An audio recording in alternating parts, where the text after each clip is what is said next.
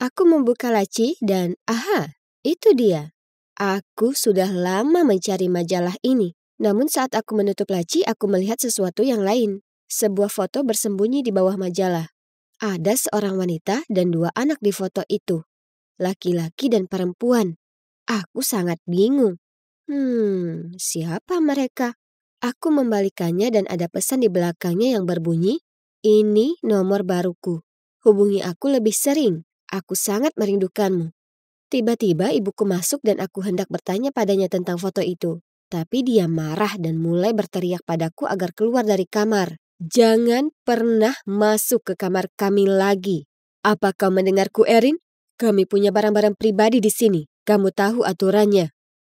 Aku cuma mencari majalahnya, kataku, dan segera memasukkan foto itu ke dalam sebelum berlari keluar kamarnya. Sebenarnya, aku tahu aku tidak seharusnya masuk ke kamar orang tuaku, tapi aku sedang mengerjakan esai sekolah tentang keberlanjutan, dan aku pernah melihat artikel di majalah ibuku tentang hal itu beberapa hari lalu. Jadi aku mencari di seluruh rumah untuk mencoba dan menemukannya. Akhirnya aku tahu satu-satunya tempat yang mungkin ada adalah kamar mereka, jadi aku menyelinap masuk. Biasanya pintu mereka terkunci, jadi aku sedang beruntung. Sejak aku masih kecil, aku dilarang masuk ke sana. Tapi aku tidak tahu kenapa. Kembali ke kamarku, aku tidak bisa berhenti menatap foto itu. Apa itu saudaraku atau semacamnya, sepupu yang sudah lama hilang? Anak laki-laki di foto itu sangat mirip ayahku. Oh, tidak. Membaca catatan di belakangnya lagi, tiba-tiba aku berpikir itu mungkin keluarga ayahku yang lain. Tahukah kalian apa yang aku maksud? Ya, bagaimana jika ayahku mempunyai keluarga rahasia? Mungkin dia selingkuh dari ibuku dan menjalani kehidupan rahasia lainnya? Detektif yang ada di dalam diriku menjadi gila. Tidak ada jalan lain lagi. Aku harus menyelesaikan masalah ini dan mencari tahu kebenarannya. Aku mencari nomor teleponnya secara online dan tidak percaya ketika seorang gadis seumuran denganku muncul. Aku mulai melihat-lihat semua fotonya dan tiba-tiba melihat salah satu pria muda sedang menggendong bayi dan tulisannya berbunyi, "Merindukan masa lalu menjadi gadis kecil ayah." Ini gila! Aku yakin pria muda di foto itu adalah ayahku, dan aku perlu berbicara dengan gadis ini secepatnya. Aku mengirim pesan padanya dan memberitahunya bahwa kami punya hubungan keluarga. Aku bahkan kirim beberapa foto bersama ayahku untuk membuktikannya. Aku gemetar saat melihat balasannya muncul. Ayahku tidak pernah menyebutmu, sekalipun. Itu sangat menyakitiku. Aku tidak percaya gadis ini sebenarnya adalah putri ayahku juga. Sekarang bagaimana aku harus menyampaikan berita ini kepada ibu?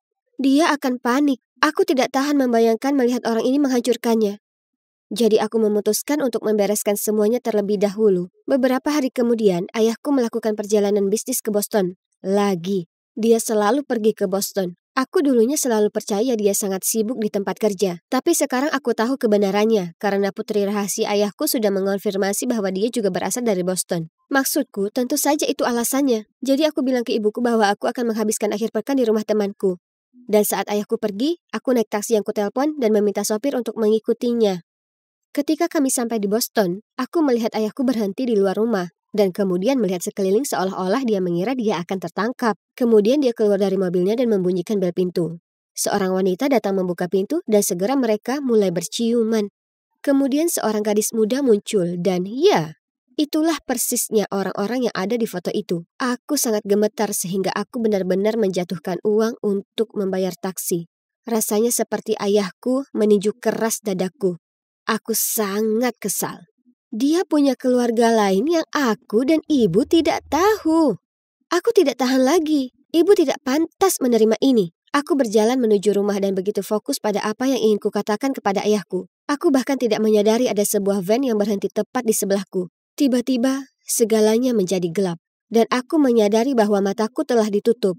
Sebuah tangan besar menutupi mulutku sehingga aku bahkan tidak bisa bergerak. Aku merasakan selotip ditempelkan di bibirku, menutupnya rapat-rapat. Lalu seseorang menarikku ke belakang dan mendorongku ke dalam mobil. Ya Tuhan, apakah aku diculik? Kenapa? Apakah ayahku pernah melihatku dan sekarang dia berusaha menutupi jejaknya? Ini seperti sesuatu yang keluar dari film. Mereka bahkan mengikatku. Setelah sekitar 1 miliar jam, kami akhirnya berhenti dan aku diseret keluar dari mobil menuju gedung yang dingin dan gelap. Seseorang melepas penutup mataku, tapi di dalam sangat gelap sehingga aku tidak bisa melihat apapun kecuali satu bola lampu di atas kepalaku. Selotip yang menutupi mulutku dilepas dan ikatanku dilepaskan. Aku ingin lari dari sana secepat mungkin, tapi aku ketakutan. Dua pria berpakaian hitam berdiri di ruangan itu dan salah satu dari mereka memelototiku dan berkata, "Mereka pikir mereka bisa menyembunyikanmu selamanya? Ha ha ha." "Siapa kamu?" Aku berteriak. "Di mana aku? Jika kamu mau uang, teleponlah ayahku. Tolong, biarkan aku pergi," kataku dengan suara paling gemetar yang pernah ada. "Jangan khawatir, kami tidak akan menyakitimu, dan kami bahkan tidak membutuhkan uang. Orang tuamu lah yang kami mau.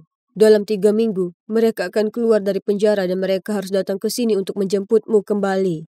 "Maka kami benar-benar dapat menghukum kalian semua karena mengetahui terlalu banyak rahasia tentang kami." Aku tidak tahu apa yang mereka bicarakan. "Penjara? Orang tuaku tidak berada di penjara, kamu salah orang." Salah satu pria itu hanya tertawa dan berkata, "Sudah 12 tahun, namun kamu masih belum mengetahuinya?" Lalu dia pergi sambil tertawa lepas. Apa? Apa yang mereka bicarakan? Semua ini tidak masuk akal. Ayahku seorang pengusaha dan ibuku seorang ibu rumah tangga. Ini semua adalah kesalahan besar. Pasti begitu. Mereka mengunciku di ruangan gelap itu. Aku mencoba berteriak dan menggedor pintu. Tidak ada yang mendengarku atau mereka mendengarnya. Mereka tidak peduli. Beberapa hari berikutnya adalah hari terburuk dalam hidupku. Aku tidak berpikir aku akan selamat. 2 kali sehari seseorang menyelipkan makanan ke bawah pintu, dan aku menghabiskan sebagian besar waktuku memikirkan cara untuk melarikan diri. Tidak ada jendela, tapi ada ventilasi udara kecil, dan jika aku bisa membukanya, kupikir aku mungkin bisa merangkak masuk dan keluar dari tempat yang menjijikkan dan kumuh ini. Beruntungnya aku, mereka memberiku garpu untuk makan dan perlahan-lahan aku menggunakannya untuk melonggarkan skru pada kisi-kisi ventilasi. Akhirnya pada malam ketiga, aku menunggu sampai semuanya sunyi senyap dan aku masuk ke dalam ventilasi. Aku merangkak masuk dan berhasil keluar. Aku berada di belakang gudang tua yang ditinggalkan. Dan saat aku berdiri untuk meregangkan kakiku, seseorang menutup mulutku dari belakang. "Oh, tidak! Bagaimana bisa aku tertangkap begitu cepat?" Tapi kemudian ku dengar suara. "Shh, kamu baik-baik saja?" Aku hampir berteriak. "Hah, itu ibuku. Bagaimana kamu menemukanku?" tanyaku. Tapi dia hanya meraih tanganku dan berkata, "Ayo pergi dari sini. Aku akan menjelaskannya." Kami memanjat melalui celah kecil di pagar, dan kemudian aku melihat mobil hitam di pinggir jalan. Aku mulai panik lagi, tapi ibu bilang itu untuk kami berdua. Lalu saat kami masuk, dia berkata pada supirnya, "Aku mendapatkannya, James. Ayo pergi." Saat itulah aku akhirnya melihat ibuku dan menyadari apa yang dia pakai. Dia berpakaian serba hitam dan terlihat seperti mata-mata atau semacamnya. Ibu, apa yang terjadi?" Ibuku menggigit bibirnya dan berkata tidak bisa menyembunyikannya lagi dariku. Apa yang dia katakan selanjutnya sungguh sulit dipercaya. Ternyata orang tuaku bukanlah orang tua kandungku. Ayah dan ibu kandungku pernah menjadi anggota gerombolan ini. Tapi 12 tahun yang lalu mereka diberi tugas yang mustahil dan mereka menolak melakukannya. Jadi bos mereka mengatakan dia akan menyakitiku sebagai hukuman mereka. Orang tuaku tidak punya pilihan selain menyerahkan diri dan meminta perlindungan polisi untukku. Sebagai imbalannya, mereka memberikan informasi rahasia kepada polisi tentang gerombolan tersebut. Wow, aku kaget. "Jadi, kamu bukan ibuku? Orang tuaku berada di penjara?" Aku merasa kepalaku berputar. Bagaimana hidupku bisa menjadi begitu gila? Ya, mereka di penjara. Saat itu, polisi menyerbu markas mereka, namun bosnya berhasil melarikan diri. Itu sebabnya kamu dalam program perlindungan, karena kami tahu dia akan datang mencarimu. Ini keterlaluan. Aku tidak menginginkan kehidupan yang dramatis. Lalu aku tiba-tiba teringat ada lebih banyak drama. "Bu, aku tahu ayah selingkuh, jadi aku mengikutinya ke sini ke Boston. Apa kamu juga mengikutinya? Maksudku, bagaimana kamu menemukanku? Ini sangat aneh." Ibu tidak terlihat sedih sama sekali. Dia berkata, sebenarnya dia tidak selingkuh. Wanita itu dan anak-anak itu adalah keluarganya yang sebenarnya. Kamu tahu, pada saat itu dia dan aku adalah 2 orang yang cukup memenuhi syarat untuk mengadopsimu. Jadi dia tinggalkan keluarganya untuk memasukkan kehidupan keluarga kita demi melindungimu. Itu semua bagian program perlindungan. Namun dia sangat merindukan keluarganya. Itulah sebabnya dia menemui mereka setiap akhir pekan. Maafkan aku, Erin. Kami tidak menyangka akan menjadi seperti ini. Saat kamu tidak pulang pada hari Minggu, aku menggunakan GPS yang kami pasang di ponselmu dan itulah caraku menemukanmu. Oke, kepalaku semakin berputar. Bukan cuma mereka bukan orang tua kandungku, mereka bahkan bukan pasangan sungguhan. Ini benar-benar gila. Semua ini untuk melindungiku? Wow, dan ternyata hal itu berjalan cukup baik karena dengan melacakku, mereka menemukan tempat baru persembunyian bos. Dan sekarang polisi telah tiba dan dia akhirnya ditangkap. Sedangkan aku dan keluargaku, kami harus berpura-pura menjadi keluarga sungguhan untuk saat ini. Dan sebenarnya itu tidak terlalu sulit karena aku sangat mencintai mereka. Dan mereka telah mengorbankan 12 tahun terakhir hidup mereka untuk melindungiku. Aku akan selamanya berterima kasih kepada mereka. Dan orang tua kandungku akan segera keluar dari penjara. Dan kemudian aku bertemu kembali dengan mereka. Aku tidak ingat apapun tentang mereka, tapi mereka juga mengorbankan nyawa untuk melindungiku. Jadi mereka pasti luar biasa, kan? Hei Alex, aku merasakan seseorang menepuk bahuku. Aku berbalik untuk melihat siapa orang itu dan ya, itu adalah Roxy, gebetanku, yang juga merupakan cewek tercantik di dunia. Kupikir aku pasti menghalangi jalannya, jadi aku segera bergumam, maaf, dan menyingkir. Namun karena aku kaget, dia tersenyum padaku dan berkata, jadi ada kabar yang memberitahuku kalau kamu menyukaiku. Kamu tahu, menurutku lucu sekali kamu belum mengambil tindakan terhadapku. Tidak seperti kebanyakan cowok di sini. Aku menatapnya dengan mulut ternganga. Apa aku sedang bermimpi? Aku mencubit diriku sendiri untuk memeriksanya. Tidak, ini nyata. Jadi, aku menganggukkan kepalaku dan bergumam. Ya, temanku mengadakan pesta di rumah mereka pada hari Rabu. Kamu ingin datang? Sebelum aku dapat menjawab, temannya Lux muncul dan nyengir. Dia berkata, ya, kamu harus datang ke pesta ini. Roxy memukul lengannya sambil memberinya tatapan jorok lalu tersenyum padaku. Jadi, di nomor 19, dimulai jam 9 malam. Sampai jumpa lagi besok. Aku mengangguk sebagai jawaban dan dia berkata, bagus, sampai jumpa di sana. Lalu dia mengedipkan mata ke arahku sebelum dia pergi. Jadi, ya, aku Alex, mahasiswa biasa tahun kedua. Dan ini adalah kisah tentang bagaimana kekasihku mencoba memikatku ke dalam perangkap yang sangat jahat. Kurasa aku cowok normal. Aku tidak sekaya dan sepopuler anak-anak kaya itu. Sebaliknya, kamarku berada di asrama biasa. Dan meskipun aku tidak jelek atau tidak populer atau apapun, aku mudah diabaikan. Jadi, aku merahasiakan rasa sukaku pada Roxy karena dia jauh di luar kemampuanku. Dia sangat cantik. Ini gila. Bagaimana dia bisa tahu kalau aku menyukainya? Aku tidak percaya dia mengajakku berkencan. Ini gila. Pada awalnya, aku merasa seperti cowok yang paling beruntung yang pernah ada. Tapi kemudian ketika aku melihat Roxy berjalan kembali ke teman-temannya, aku melihat mereka terkikik, kecuali seorang cewek bernama Sophie. Sementara itu, Lux membuat semua orang melakukan tos padanya. Dia selalu sedikit aneh, dan dia berbicara kepada orang-orang dengan cara yang aneh. Lalu aku menatap mata Sophie, dan dia menatapku dengan pandangan, jangan. Lalu dia segera membuang muka. Pacarnya yang berandalan, Jack, melingkarkan lengannya di bahunya, dan dia menarik salah satu kuncir khasnya sambil meneguk kembali minumannya. Aku tidak tahu apa yang dia lihat dalam dirinya, tapi apa yang dilihatnya selama ini. Sekembalinya ke asrama, aku mendiskusikannya dengan teman sekamarku, Ben, dan dia bilang itu terdengar seperti sebuah jebakan. Meski aku ingin semuanya tidak seperti ini, instingku juga mengatakan bahwa itu terlalu bagus untuk menjadi kenyataan. Jadi, pada malam pesta, aku memutuskan untuk melihat keluar jendela asramaku, karena lokasinya tepat untuk melihat dengan jelas rumah-rumah mewah itu. Aku menghitung rumah-rumah itu sampai nomor 19. Lalu aku mengeluarkan teropong yang aku gunakan untuk penelitian lapangan, untuk melihat lebih dekat. Rumah itu memiliki bendera kebanggaan pelangi besar yang tergantung di dua jendela. Hal ini membuatku bertanya-tanya kenapa Roxy ingin pergi ke pesta gay. Aku melihat banyak cowok berpakaian feminim, dan hanya dua cewek yang bisa kulihat jauh dari kata menarik. Dan sepertinya mereka adalah pasangan. Dan ada Lux di halaman depan, memegang dua minuman dan melihat sekeliling seolah sedang menunggu seseorang. Di mana Roxy? Aku memutuskan untuk memeriksa media sosialnya, untuk melihat apakah dia memposting sesuatu. Dan aku perhatikan dia membiarkan lokasinya terbuka. Dia berada di klub malam lokal, Diegos. Itu aneh. Aku melewatkan pestanya, dan sebagai gantinya, aku dan Ben pergi ke bar pelajar. Aku menceritakan semuanya padanya, dan dia bilang sepertinya aku berhasil menghindari peluru. Keesokan harinya, aku sedang duduk bersama Ben dan beberapa temanku yang lain di kantin, ketika Roxy menyerbu ke arahku dan berteriak, beraninya kamu tidak datang? Kamu pikir kamu siapa? Lux muncul dan berkata, ya, kenapa kamu tidak muncul? Aku hanya mengangkat bahu dan berkata, Roxy, aku tahu kamu tidak ada di sana. Lokasi ponselmu bersifat publik. Kamu berada di rumah Diego. Dia ragu-ragu lalu berkata, ya, temanku meminjam ponselku. Tapi apa yang kamu lakukan sungguh menyeramkan. Dasar stalker. Apa dia bilang? Roxy tidak pernah meninggalkan ponselnya, jadi aku tidak mempercayai ceritanya. Semua ini tidak masuk akal, jadi aku hanya berkata, terserahlah Roxy, lalu melanjutkan makan siangku. Setelah itu, dia mulai membuat hidupku seperti neraka. Dia memberitahu semua orang bahwa aku menguntitnya, sehingga banyak orang secara acak mulai mendatangiku dan memintaku untuk meninggalkannya sendirian. Kemudian seorang menutupi koridor asrama dengan selebaran bergambar wajahku dan tulisan Stalker tertulis di atasnya. Aku tahu Roxy ada di belakang semua ini, itu sangat aneh. Tapi Lux lebih parah lagi. Suatu kali sepulang kelas, dia menyelinap ke arahku, meraih lenganku dan berkata, "Hei Alex, kenapa kamu tidak datang ke pestaku?" Aku mengatakan kepadanya bahwa aku melihat pesta itu dari kejauhan, dan itu bukan seleraku. Jadi dia menjawab, "Hei, kamu punya masalah jika aku menjadi gay." Aku menggelengkan kepalaku dan memberitahunya bahwa aku tidak melakukannya, tapi dia tetap tidak mau melepaskan lenganku. Aku merasa lega ketika dia akhirnya melepaskanku, dan aku bergegas kembali ke asramaku. Dalam perjalanan, aku melihat Sophie duduk di luar kamar mandi bersama. Tunggu dulu, kenapa dia menangis? Aku bertanya padanya, apakah dia baik-baik saja? Tapi dia menyuruhku pergi. Meskipun aku tidak ingin ikut campur di tempat yang tidak seharusnya, tapi aku bukannya tidak berperasaan. Jadi aku meninggalkan botol airku untuknya. Dan sebelum aku pergi, aku berkata, "Jika kamu ingin membicarakannya, aku ada di sini untukmu." Aku sedang membuka kunci kamar asramaku ketika aku mendengar seseorang terbatuk di belakangku. Aku berbalik dan melihat Sophie berdiri di sana. Dia mengucapkan terima kasih atas airnya dan berkata dia ingin bicara.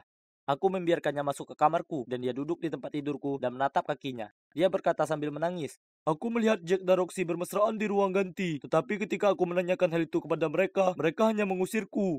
Aku duduk di sebelah Sophie dan memeluknya. Ini sungguh mengerikan. Sepertinya aku telah salah memilih Roxy. Dia sama sekali bukan cewek impianku, malah dia adalah mimpi buruk. Sophie melanjutkan, "Lebih buruk lagi, Roxy mencuri tugasku dan mengumpulkannya sebagai miliknya. Itu harus diselesaikan besok dan aku tidak punya waktu untuk menulis yang baru." Dia mulai menangis lagi. Aku memberinya tisu dan berkata, "Kita akan menyelesaikan masalah ini. Tidak mungkin dia bisa lolos begitu saja. Mengerikan." Jadi, aku menyuruhnya mengirim email ke dekan perguruan tinggi dan tutor kursusnya untuk menjelaskan apa yang terjadi. Dia melampirkan tugas asli dan semua catatan yang dia tulis tentang tugas tersebut. Mereka berdua menghubungi kami kembali dalam beberapa menit dan mengatakan bahwa mereka akan menyelidiki hal ini. Sophie tampak sangat senang, tetapi kemudian tiba-tiba senyumnya menghilang dan dia memainkan salah satu kuncirnya sambil berkata, "Alex, ada hal lain yang perlu kukatakan padamu. Tolong jangan membenciku." Lalu dia memberitahuku bahwa pesta yang Roxy mengundangku datang adalah sebuah jebakan. Roxy mengetahui aku jatuh cinta padanya dan dia merasa malu karena cowok biasa sepertiku berani menaruh perasaan padanya. Dan dia bersikukuh dia perlu memberiku pelajaran. Saat itulah Lux berkata dia akan membantu karena dia ingin menambahkanku ke koleksinya. Jadi mereka membuat rencana. Roxy mengundangku ke pesta dan Lux menungguku dengan minuman yang sudah diberi obat. Rupanya ini adalah cara Roxy membungkamku dan memastikan aku tidak memandangnya dengan cara yang sama lagi. Wah, ini sangat jahat. Aku menggigil memikirkan apa yang mungkin terjadi. Sungguh menakutkan. Sophie juga memberitahuku bahwa dia memohon pada Roxy untuk tidak melakukan hal ini, tapi dia meminta teman-temannya untuk menahannya. Lalu dia mengatakan kepadanya bahwa jika dia ikut campur, mereka akan membuatnya menderita. Aku menghibur Sophie dan mengatakan kepadanya bahwa itu bukan salahnya. Aku tahu aku tidak bisa diam saja, karena mereka bisa melakukan ini pada cowok malang yang berani suka kepadanya. Jadi, dengan bantuan Sophie, kami menulis surat lagi kepada dekan dan pihak keamanan kampus tentang apa yang telah terjadi. Hal ini tidak akan dibiarkan begitu saja. Sophie takut Roxy dan teman-temannya akan mengejarnya. Jadi aku mengundangnya kembali ke kampung halamanku pada akhir pekan untuk menjauh dari semua orang dan menenangkan diri. Ketika kami kembali ke kampus, tersiar kabar bahwa Roxy telah dikeluarkan karena mencuri pekerjaan siswa lain. Sedangkan Lux, polisi mengerebek rumahnya dan menemukan banyak zat terlarang disembunyikan di sana. Kasusnya sangat serius, sehingga dibawa ke pengadilan dan mereka berakhir di penjara. Di sisi lain, Jack, dia mencoba membuat Sophie merasa bersalah karena alasan kenapa dia harus mengeluarkan Roxy karena alasan bodoh, tapi dia tetap berhenti berbicara dengannya. Aku sering memikirkan kembali malam pesta itu dan apa yang mungkin terjadi. Hidupku akan hancur, dan untuk apa? Semua itu karena aku berani naksir seorang cewek cantik. Aku mengucapkan selamat tinggal ke semua itu. Ada hal baik yang muncul dari kekacauan ini. Sophie dan aku semakin dekat dan mulai berkencan. Sekarang, kami berdua telah lulus. Dan bukan hanya itu saja. Kami mempunyai dua anak yang luar biasa bersama-sama. Aku mencintai keluarga cantikku dengan sepenuh hati. Dan aku hanya ingin melindungi mereka dari semua hal buruk di dunia. Jadi, singkatnya, jangan berpikir bahwa hanya karena kalian cantik, kaya, dan populer, maka kalian bisa bebas melakukan apapun yang kalian suka tanpa memandang usia, jenis kelamin, penampilan, dan sebagainya. Setiap orang berhak diperlakukan dengan hormat dan kasih sayang. Oh, Jack kecilku yang manis. Ibu lega kau kembali. Aku sangat merindukanmu. Ini adalah kata-kata pertama yang kudengar dari ibuku setelah tidur yang teramat panjang. Tapi kenapa aku tak bisa gerakkan tubuhku? Ya Tuhan, apakah aku lumpuh? Seorang dokter muncul dan memberitahuku semuanya. Oh Yesus, aku dalam keadaan koma selama 5 bulan. Ya, kalian dengar itu dengan benar. Bukan 5 hari, bukan 5 minggu, tapi 5 bulan lamanya. Berita baiknya adalah, aku tidak lumpuh. Aku hanya perlu terapi untuk menguatkan ototku. Jadi, kalian pasti bertanya-tanya bagaimana bisa aku sampai berakhir koma. Aku juga penasaran, jadi kutanyakan ibuku. Sayang, kamu sedang memakai headphone dan bernyanyi mengikuti lagu. Kamu bernyanyi sangat keras. Aku bisa mendengarmu dari luar saat aku sedang berkebun. Jadi aku melambai ke arahmu untuk pelankan suara, tapi kau tersandung sepatumu, jatuh keluar jendela, lalu kepalamu terbentur pot bunga. Apa? Itu sangat bodoh. Kenapa itu bukan karena sesuatu yang keren? Misalnya aku menghadapi perampok, bergelut dengan hiu atau semacamnya. Selanjutnya, terapi jadi hal yang biasa untukku. Tapi di mana ayah? Pacarku Jenny, dan sahabatku Ben. Tak seorang pun menjengukku, tak sekalipun. Dan mereka mengabaikan semua telepon dan pesanku. Aku bertanya pada ibu soal itu, dan ibu bilang ayah sedang perjalanan dinas.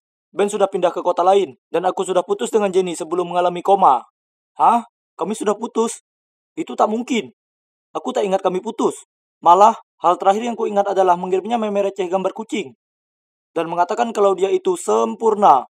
Duh, ini menyebalkan. Akhirnya, aku diperbolehkan pulang dari rumah sakit. Perhentian awalku adalah rumah Jenny. Kugetur pintunya dan akhirnya dia menjulurkan kepalanya keluar dan berkata, Jack, kau sudah bangun? Ya, tepat. Aku sudah bangun. Aku bertanya kenapa kami putus, dan dia menggelengkan kepala dan memberitahuku kami memang belum putus. Satu-satunya alasan dia tak menjawab teleponku adalah dia pikir itu hanya lelucon. Kemudian dia menyuruhku pulang karena dia sedang sibuk sekarang. Lalu kemudian dia menutup pintu di depanku. Aneh. Tapi paling tidak kami belum putus. Mungkin dia sedang gugup. Oh, dan dia ingin menata rambut dan make upnya untuk terlihat cantik di mataku. Ya, pasti karena itu. Itu sangat masuk akal sekarang. Kadang cewek itu aneh. Jadi aku akan sekolah besok. Tapi aku tahu aku harus mengejar ketertinggalan. Jadi kubuka internet dan melakukan riset. Apa? Tolong ambilkan tisu, karena aku akan menangis. Acara TV favoritku Supernatural sudah tamat. Kali ini sungguhan. Ya Tuhan. Setelah 15 tahun lamanya, teganya mereka. Oh wow, ada lagi. Trump bukan presiden lagi. Dan ada apa dengan semua tarian di TikTok ini? Semua ini membuatku pusing, jadi aku pergi tidur. Keesokan harinya di sekolah, aku berjalan menuju kelas. Dan semua orang bergegas mendatangiku, lalu memeluk dan memberiku tos. Ya, kecuali Ben. Ya ampun, dasar teman yang payah. Tapi tunggu dulu, bukannya seharusnya dia pindah keluar kota? Jadi dengan pesona ketampanan dan bakal olahraga yang kumiliki, juga pacar terseksi di sekolah, membuatku jadi cowok yang sangat populer. Tak heran semuanya terlihat sangat senang melihatku. Senang rasanya kembali. Tapi kemudian guruku datang, melotot padaku, lalu berkata, aku di kelas yang salah. Aku telah dikembalikan ke kelas junior karena aku terlalu banyak ketinggalan sekolah. Apa? Aku tak bisa lulus dengan teman sekelasku. Mengecewakan. Aku duduk dengan para junior ini, dan ya Tuhan. Kelihatannya seperti Dwayne The Rock Johnson sedang duduk di kelas TK. Mereka semua tampak anak-anak dibandingkan aku. Aku tak pernah merasa begitu lega karena istirahat makan siang sepanjang hidupku. Aku cepat-cepat menuju kantin dan melihat Jenny, jadi aku memeluknya dari belakang. Hah? Kenapa dia menyimpan balon di balik kemejanya? Aku menatap perutnya keheranan. Yap, pacarku sedang hamil. Dia menitikan air mata dan mulai meminta maaf. Ruangannya mulai berputar-putar dan sebelum menyadarinya, aku pingsan. Aku terbangun di rumah sakit. Lagi, aku sungguh muak dengan tempat ini. Dokter mengatakan aku harus pelan-pelan saja dan menghindari stres apapun caranya. Oh, bagaimana lagi? Aku mendebati pacarku hamil setelah aku terbangun dari koma.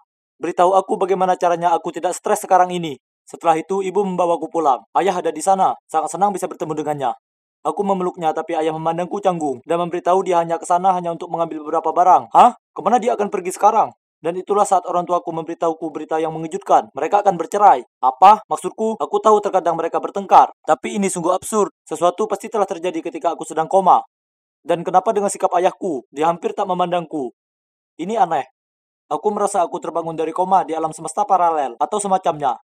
Aku tak tahu kalau keadaan akan jadi lebih gila lagi. Hari berikutnya di sekolah, kulihat mobil Ben parkir di depan pintu masuk. Kemudian dia membuka pintu penumpang dan membantu Jenny keluar. Oh, tak mungkin. Sekarang semuanya jelas.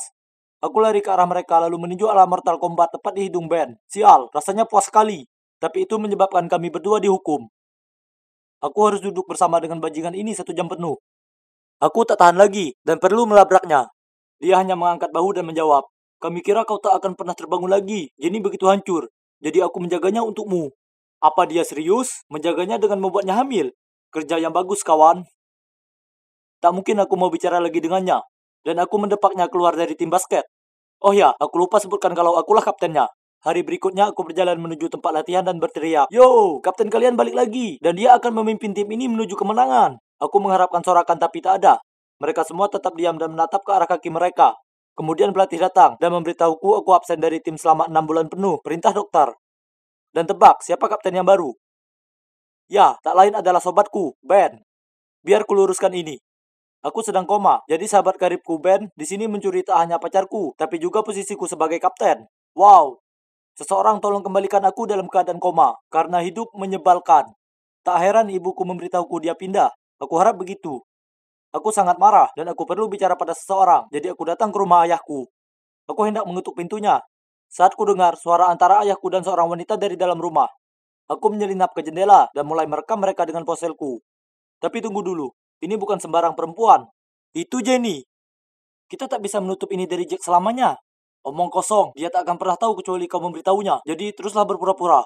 Ini uang untuk bulan ini, sekarang pergilah. Ya Tuhan, aku tak percaya ini. Oke, biar kurangkai semua kepingan ini. Ayahku berselingkuh dengan Jenny, dan bayi itu adalah bayinya. Jadi ibuku tahu dan menceraikannya. Kemudian ibu bohong padaku untuk melindungiku. Tapi ayah tak ingin bayi itu. Jadi Jenny menipu Ben agar percaya itu bayinya. Sekarang semuanya masuk akal. Untungnya, aku punya rekaman aksi pengkhianatannya. Jadi, ini waktunya untuk mengancamnya dengan itu. Lagi pula, menjadi politisi lokal hal yang ia hindari. Jangan sampai hal ini keluar. Kususun email palsu dan melampirkan video itu dengan pesan, "Aku tahu rahasia kecilmu, dan aku akan membuatmu membayarnya." Dia langsung menjawab bahwa dia akan membayarku $10.000 untuk rekaman itu. Ku bilang padanya untuk menemuiku di taman saat tengah malam untuk membahasnya. Ku juga mengirim video itu ke Jenny dan memberitahunya bahwa kecuali dia ingin ini viral, dia harus pergi ke taman. Aku tiba di sana lebih awal dan bersembunyi beberapa jam di balik semak sementara menunggu mereka. Mereka tampak terkejut saat saling bertemu, tapi tak ada yang mempersiapkan mereka melihatku tertatih-tatih keluar dari semak. Aduh, kram kaki. Lalu berkata, "Wah, lihat, ada siapa di sini? Ayahku tersayang dan pacarku tercinta punya bayi bersama." Ku keluarkan ponselku dan melanjutkan. Bagaimana bisa ayah tega lakukan ini padaku dan ibu? Kurasa sudah selayaknya dunia bisa melihat ini dan mengetahui seperti apa ayah sebenarnya. Ayah memohon padaku untuk berhenti, tapi aku marah. Sangat marah. Sampai akan kuunggah itu dari ponselku saat tiba-tiba Jenny berteriak, "Beritahukan saja kebenaran itu padanya." Ya Tuhan, ada lagi. Ayahku menghela nafas dan mulai ceritakan padaku semuanya. Bersiaplah, ini lebih dramatis dari opera sabun. Orang tuaku tak bercerai karena Jenny. Mereka sudah bermasalah cukup lama, tapi tetap bersama hanya demi aku. Jadi tidak adanya aku, mereka berpisah selamanya. Tapi ayah tak selingkuh. Bayi itu bukan bayinya, dan juga bukan milik Ben. Tidak, itu bayiku. Tapi ayah tahu putranya yang jadi ayah di usia belia akan kelihatan buruk bagi karirnya. Jadi ayah membayar Jenny untuk membodohi Ben supaya berpikir itu adalah bayinya. Ya Tuhan, orang-orang ini tidak waras. Ini terlalu berat untuk kuhadapi, jadi aku lari dari sana. Aku mengunci diri di kamarku dan berusaha memahami semuanya. Koma itu buruk, tapi bagian paling buruk dari itu semua adalah orang-orang yang paling kusayang di dunia ini telah berkhianat dan bohong padaku. Keesokan harinya, Jenny datang ke rumahku dan bertanya jika kami bisa kembali bersama. Tentu saja aku setuju. Hah, bercanda. Jawabanku sebenarnya adalah jelas tidak, takkan pernah sampai berjuta tahun lamanya. Maksudku, ayolah, ayo kita hitung-hitung. Pertama, dia meninggalkanku demi uang. Dan kedua, dia telah berselingkuh dengan sahabatku. Kami sudah selesai, tapi aku akan terus mendukungnya. Dan ada untuk anak kami. Ben berusaha bicara padaku beberapa kali, tapi aku tak mau dengar apa yang perlu dia sampaikan. Tak mungkin aku mau berteman dengan bajingan pendusta itu lagi. Aku masih jengkel karena ibu membohongiku, tapi kurasa aku tak bisa menyalahkannya. Ibu lakukan ini untuk niat yang terbaik, karena beliau hanya ingin melindungiku. Lagi pula, saat segala sesuatunya berat, beliaulah satu-satunya yang tetap berada di sisiku. Dan untuk ayah, akan lama sekali sampai aku akhirnya bisa benar-benar memaafkannya, tapi aku berusaha. Maksudku, dia memang lakukan hal yang cukup buruk, tapi pada akhirnya, beliau tetap ayahku. Jadi begitulah kira-kira. Gila, ya. Kondisi koma merenggut segalanya dariku, tapi juga mengungkap wajah asli dari orang-orang di sekitarku. Sekarang, aku sudah memutuskan 2 aturan dalam hidup. 1. Lebih berhati-hati siapa yang kuberi kepercayaan. Dan 2. Jangan pernah lagi bernyanyi di dekat jendela terbuka sekalipun. Hai guys, aku ingin cerita pada kalian tentang musim panasku yang paling berkesan. Ceritanya termasuk rumah tanpa ada ortu, cewek impianku, dan rahasia besar adik kecilku, Silas. Sebenarnya, Silas tak ingin ceritakan soal itu ke kalian. Tapi cerita ini terlalu lucu untuk kami simpan sendiri. Jadi tetaplah menyimak, biar ku ceritakan apa yang terjadi. Bayangkan adegannya, di sana aku sedang makan corn dog saat orang tua kami memberitahu mereka akan pergi liburan di hari jadi pernikahan mereka yang ke-20 tahun. Itu artinya aku akan berada di rumah sendiri seminggu lamanya. Di rumah peternakan kami yang dikelilingi ladang yang sangat luas. Kedengarannya hebat kan? Tapi tunggu. Bahkan lebih baik, karena teman-teman masa kecilku yang kini tinggal di luar kota juga kembali ke desa untuk liburan musim panas. Tentu saja orang tuaku mengizinkanku mengundang mereka ke sini. Sedekat itu keluarga kami. Ya Tuhan, aku belum bertemu lebih dari setahun, dan adik perempuannya Eli juga. Yap, tak ingin ku katakan aku naksir sekali pada adik sahabatku, tapi begitulah. Pokoknya, ini akan jadi surga musim panas. Tapi kalian tahu, manusia berencana, Tuhan menentukan. Ternyata orang tuaku tak mengajak Silas bersama mereka, karena mereka pikir aku sudah cukup besar untuk menjaga adikku. Sungguh mengecewakan. Bagaimana bisa aku membuat Eli terkesan jika ada anak kecil pengeluh yang harus kujaga? Aku harus berpikir cepat. Jadi segera setelah kami lambaikan tangan melepas orang tuaku, kuberikan PS4 milikku dan berkata, Silas, kau boleh memainkannya hanya jika kau janji lakukan apa yang kuminta dan tak menggangguku. Tentu saja dia setuju. Maksudku, anak 8 tahun mana yang tak ingin main Fortnite? Sesekali kuperiksa dia, dan kuberikan jus dan cemilan. Selain itu, aku punya banyak waktu luang untuk kuhabiskan nongkrong bersama Carl dan Ellie. Semua berjalan lancar untuk beberapa hari pertama, dan tak ada yang menandingi berada dekat sahabatmu dan gebetanmu seharian lamanya. Wah, aku tak bisa melepaskan pandanganku dari Ellie. Dia sepertinya jadi makin cantik. Kemudian di suatu malam kami duduk-duduk di luar memandangi bintang. Itu sungguh romantis, terutama saat Carl menganggapnya membosankan dan meninggalkan kami berdua. Aku hendak melakukan trik menguap dan merentangkan tanganku untuk merangkul bahu Ellie. Seketika Silas muncul dan menyusup di antara kami. Kupelototi dia. Dengan gigi berkatup, aku bertanya padanya apa yang dia mau. Dia hanya mengangkat bahu dan berkata, Edward, sekarang aku bosan dengan permainan itu. Aku mau es krim. Ellie tertawa. Kemudian mereka berdua turun untuk mengambilnya. Apa? Beraninya si culun kecil ini mengacaukan pendekatanku yang mulus. Dasar perusak suasana. Aku perlu cari trik baru untuk menangani anak yang menjengkelkan ini. Jadi keesokan harinya, ku bilang pada Silas kalau dia ingin mengunduh permainan baru pilihannya, dia harus ke ladang dan mencari tongkol jagung dengan jumlah persis 200 biji di dalamnya. Dia terlihat ingin menangis, tapi dia pergi menuju ladang. Oh, betapa pintarnya aku mengirim adik kecilku untuk upaya yang sia-sia. Kuharap dia akan menyerah setelah beberapa jam, tapi tidak. Dia ada di sana dan mencarinya seharian. Dia bahkan berhasil menyeret Carl untuk membantunya.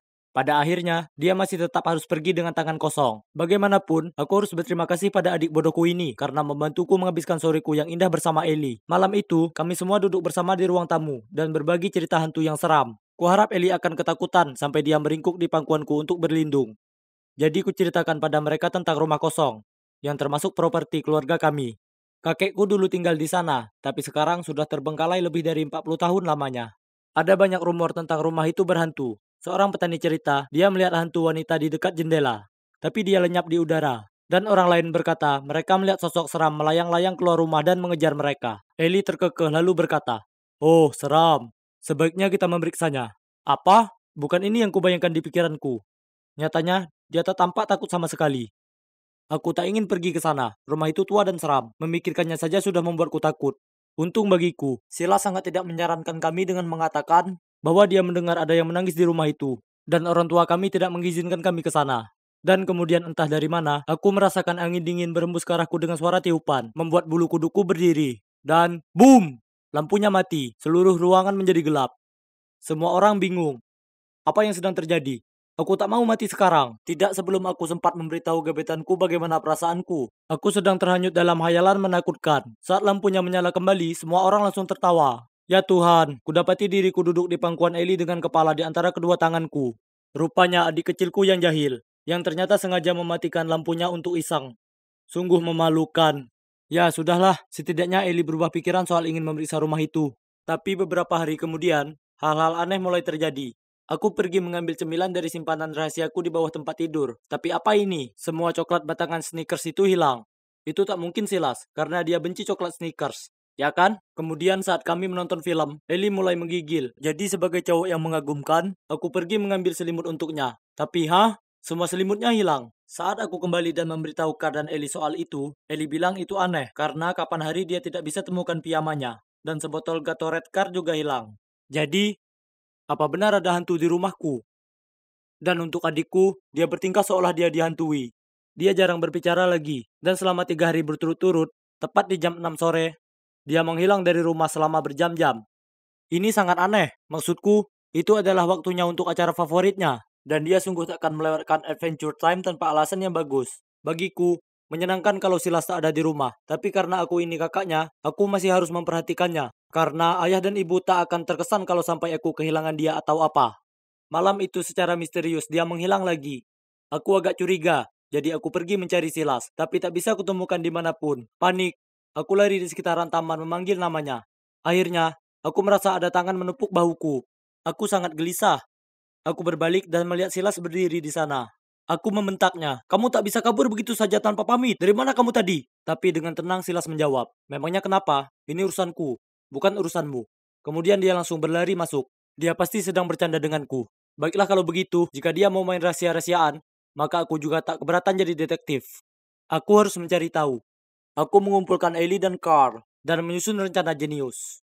Keesokan harinya saat makan siang, sesuai rencana Silas masuk ke dapur dan semuanya sudah disiapkan. Aku menempatkan toples berisi permen yang mencolok di atas meja, dan seperti yang diperkirakan, Silas langsung mengambil segenggam penuh dan memasukkannya ke dalam mulut. Oh, lihatlah wajah bahagianya. Dia tak tahu apa yang kupersiapkan untuknya. Tepat setelah itu, kami masuk ke ruangan.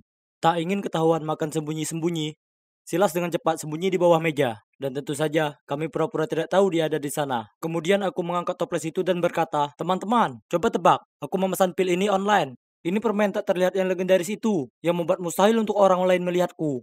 Carl berakting terkejut. "Tak dapat dipercaya. Bagaimana kau mendapatkannya? Kudengar ini sangat populer, sampai terjual habis di mana-mana." Kemudian Ellie bertanya padaku, "Berapa lama kami bisa menghilang jika memakan permen ini?" Ku jawab, "Kurasa jika kita hanya memakan 4-5 permen, kita bisa menghilang selama 45 menit. Kami melanjutkan sandiwara kami, lalu aku berkata agar meninggalkan toples itu di sini. Jadi besok kami bisa menjahili semua orang dengan kekuatan super baru kami." Aku mengedip dan semua mengangguk. "Sekarang kemana Silas pergi lagi?" Aku bertanya dan semua menggelengkan kepala. Lalu ku ambil sebuah apel dan dengan sengaja menjatuhkannya ke lantai.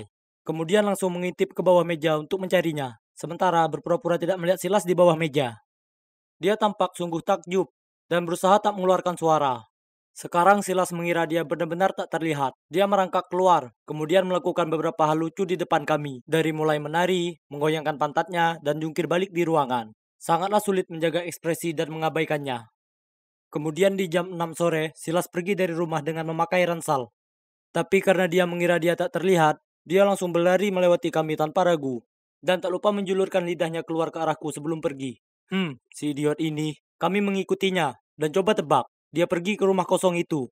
Kami sembunyi di balik pohon untuk melihat, dan tiba-tiba pintunya berdiri terbuka. Aku sedikit takut, jadi aku bergelayut ke tangan Ellie. Seseorang berlari ke arahnya, seorang gadis kecil. Oh tidak, itu adalah hantu. Ellie berkata, "Ya Tuhan, dia memakai pakaianku." Kulihat lebih dekat dan menyadari dia bukanlah hantu, tapi nyatanya itu gadis sungguhan. Jadi Silas menyembunyikan gadis kecil di rumah kosong kami. Dan itulah kenapa dia terus memberitahu kami agar tak datang ke sini. Karena Silas mengira dia tak terlihat, dia terus mengelilingnya dan berkata, "Kau tak bisa lihat aku kan?" Dia kelihatan lucu sekali, karena gadis kecil itu terlalu bingung untuk mengerti apapun. Dan tepat saat itu kami menerobos masuk dan berteriak, "Kena kau!" Wah, lihat siapa pemuda dewasa yang menyembunyikan pacarnya di sini. Aku menarik ransel Silas, yang berisi coklat Snickers dan beberapa barang yang hilang. Silas terkejut dan terngangap. Itu tak seperti yang kau lihat." Gadis kecil itu menangis dan berkata, "Aku Sally, aku tersesat, jadi Silas menolongku." Silas berkata bahwa dia bertemu Sally suatu hari di ladang jagung. Dia sendirian dan lapar, jadi dia membawanya ke sini dan merawatnya. Dia tak berani cerita pada kami, karena dia takut kalau kami akan menertawakannya. Oh, aku tak mengira kalau adikku yang biasanya bodoh ini bisa berbuat kebaikan.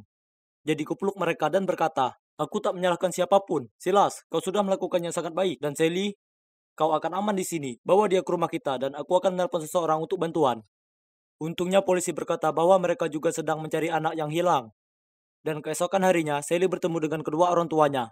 Ternyata dia tadinya berada di stasiun kereta api yang padat dan akhirnya tersesat. Karena bingung, dia mengikuti pria yang memakai kemeja yang sama seperti ayahnya. Dan itulah bagaimana akhirnya dia tersesat ke ladang kami. Ya, adikku itu terkadang suka mengganggu, tapi dia anak yang baik dengan hati yang lembut. Sejak saat itu kami makin dekat, dan kugunakan tabunganku untuk menghadiahi adikku sebuah konsol khusus untuknya. Sedangkan aku dan Ellie, nah, kita sebut saja hubungan kami masih sebatas pertemanan untuk saat ini. Tapi Carl mungkin sudah tahu, dan dia kelihatannya biasa saja. Jadi beri saja aku waktu, dan doakan aku berhasil. Hai teman-teman, aku Alex. Seorang cowok berusia 24 tahun yang menikah dengan pacar SMA aku bernama Ariel. Meski kami belum punya anak, Ariel tetap di rumah dan aku pergi bekerja. Kedengarannya menyenangkan kan? Salah. Kalian tahu, istriku yang dulu manis dan penuh kasih sayang sekarang menjadi orang yang suka mengontrol dan pemarah. Jangan salah paham, aku masih sangat mencintainya. Tapi, ya, aku bercanda. Aku hanyalah suami yang dikuasai istri yang tidak pernah berani menentangnya. Aku bukan lagi orang yang bebas, tapi dia bersikeras agar aku mengikuti peraturannya. Dan aku bersumpah dia akan menerapkan sebagian besar peraturan tersebut seiring berjalannya waktu. Tidak boleh pergi keluar dengan teman-teman, tidak boleh bepergian semalaman meskipun ada hubungannya dengan pekerjaan. Makan malam tidak diperbolehkan di luar kecuali aku mengajaknya bersamaku. Tidak boleh berbicara dengan rekan kerja di media sosial. Aku bahkan tidak boleh tertidur lebih dulu kalau tidak dia membangunkanku dengan membentakku. Jika aku berani melanggar peraturan ini, maka aku harus menghadapi konsekuensinya. Dan percayalah, itu tidak layak untuk dipikirkan. Contohnya aku pernah bekerja sampai larut malam, jadi keesokan harinya dia membuatkanku sandwich yang berjamur. Aku tidak menyadarinya sampai aku memakannya. Menjijikan. Di lain waktu, aku mengunjungi orang tua aku sepulang kerja tanpa dia. Jadi dia mengubah baju putihku menjadi berwarna pink. Aku harus pergi bekerja seperti Pink Panther.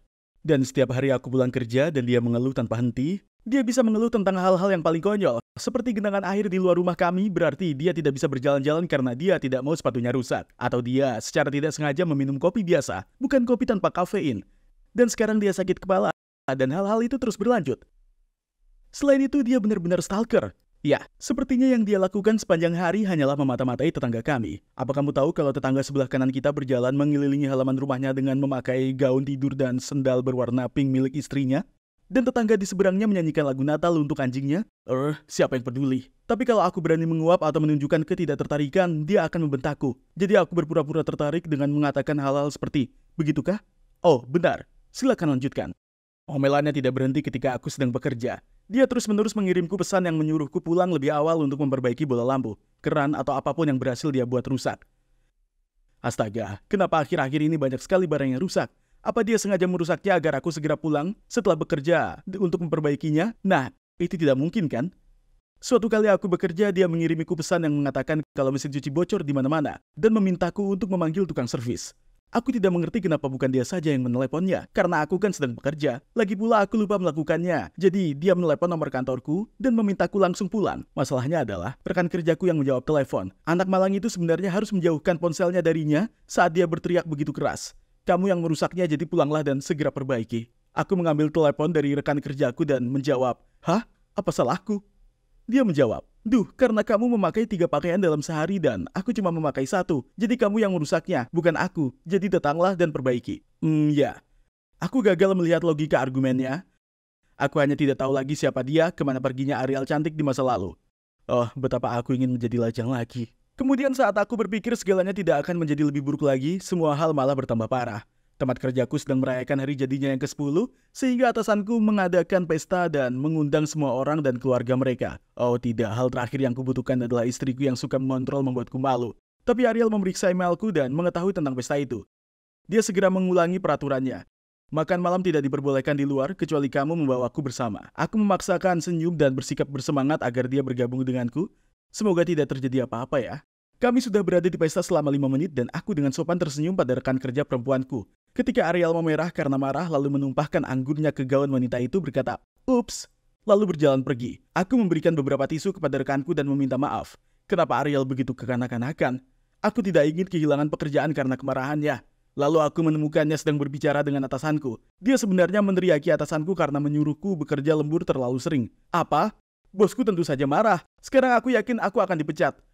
Tapi syukurlah melalui keajaiban dan banyak merendahkan diri kepada atasanku, aku tidak kehilangan pekerjaan. Aku merasa sangat sedih dengan semua ini. Jadi pada salah satu waktu istirahat makan siang, aku menelepon temanku, Matthew. Aku sudah mengenalnya selama bertahun-tahun. Faktanya, saat kami masih bersekolah, dia sangat menyukai Ariel dan kami berdua berusaha memenangkan hatinya. Bagaimanapun, itu adalah masa lalu. Aku perlu melampiaskannya. Jadi aku berkata padanya, "Dulu waktu di sekolah, kamu dan aku sama-sama panik mengejar Ariel. Kita bahkan berkelahi demi dia. Dulu aku kira aku yang menang, tapi sekarang menurutku kamulah yang beruntung bisa melarikan diri." Matthew menjawab, "Tahukah kamu, kenapa kehidupan pernikahanmu begitu pengap? Itu karena dia terlalu mencintaimu. Jika kamu membutuhkan lebih banyak kebebasan, ini sangat mudah. Kamu hanya perlu membuat istrimu tidak terlalu mencintaimu. Jangan khawatir, aku di sini untuk membantu." Pada titik ini aku cukup ingin mencoba apapun. Selain itu, dia adalah temanku, jadi dia mendukungku, kan? Jadi rencananya adalah mencarikan Ariel pekerjaan yang sibuk di kota lain.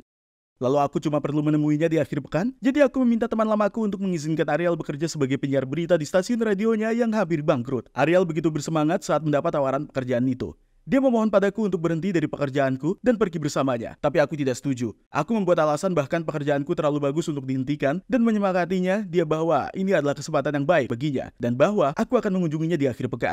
Setelah itu, kehidupan yang selalu aku rindukan pun tiba. Sungguh menyenangkan pulang kerja dan tidak melihat dia mengomeliku.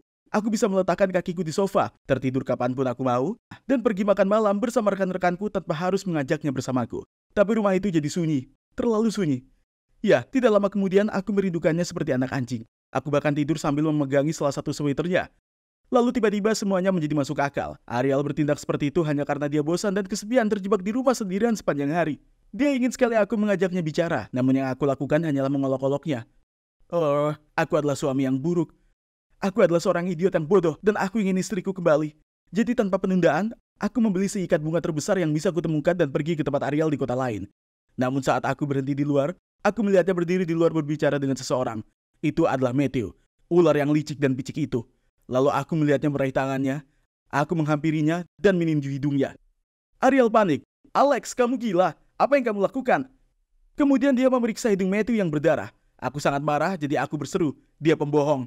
Dia menyuruhku mengirimmu pergi supaya dia bisa masuk ke dalam hidupmu. Dia menatapku sambil heran dan tergagap. Apa kamu menyuruhku pergi?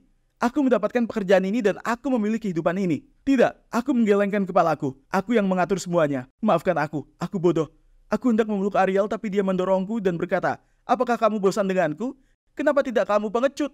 Setelah itu Ariel berlari masuk ke rumahnya dan mengunci pintu. Aku memintanya untuk mendengarkanku, tapi dia mengabaikanku. Aku tidak punya pilihan selain pulang ke rumah dengan sedih dan sendirian. Aku kembali ke rumahnya setiap hari dan mencoba meminta maaf, tetapi dia tidak pernah membukakan pintu. Setiap hari aku meninggalkan hadiah di depan pintu rumahnya, seperti kue coklat, boneka penguin, karena itu adalah hewan favoritnya. Dan foto kami bersama. Dia mengambil hadiah itu, tetapi dia tetap tidak mau membukakan pintu. Namun suatu malam ketika aku sedang menunggu di depan rumahnya, aku melihatnya berlari ke arahku. Mungkinkah dia sudah memaafkanku dan datang untuk memelukku? Nah, seorang penjahat sedang mengejarnya dan mencoba mengambil tas tangannya. Aku bergegas maju dan menjatuhkan bandit ini ke tanah. Dia sangat lega karena aku di sana untuk menyelamatkan harinya dan dia langsung memelukku. Setelah itu dia memaafkanku dan kembali ke rumah. Aku benar-benar telah memetik pelajaranku sekarang. Aku harus selalu menghargai kebahagiaan yang aku punya daripada menyepelekannya. Tapi kurasa aku masih harus hidup dalam kegelisahan seumur hidupku. Takut suatu hari nanti, Ariel akan mengetahui rahasia besar yang aku simpan. Ya, akulah yang menyewa penjahat itu. Kejutan? Rahasia itu harus ikut bersamaku ke dalam kubur, atau Ariel akan menguburku sendiri dalam 6 meter.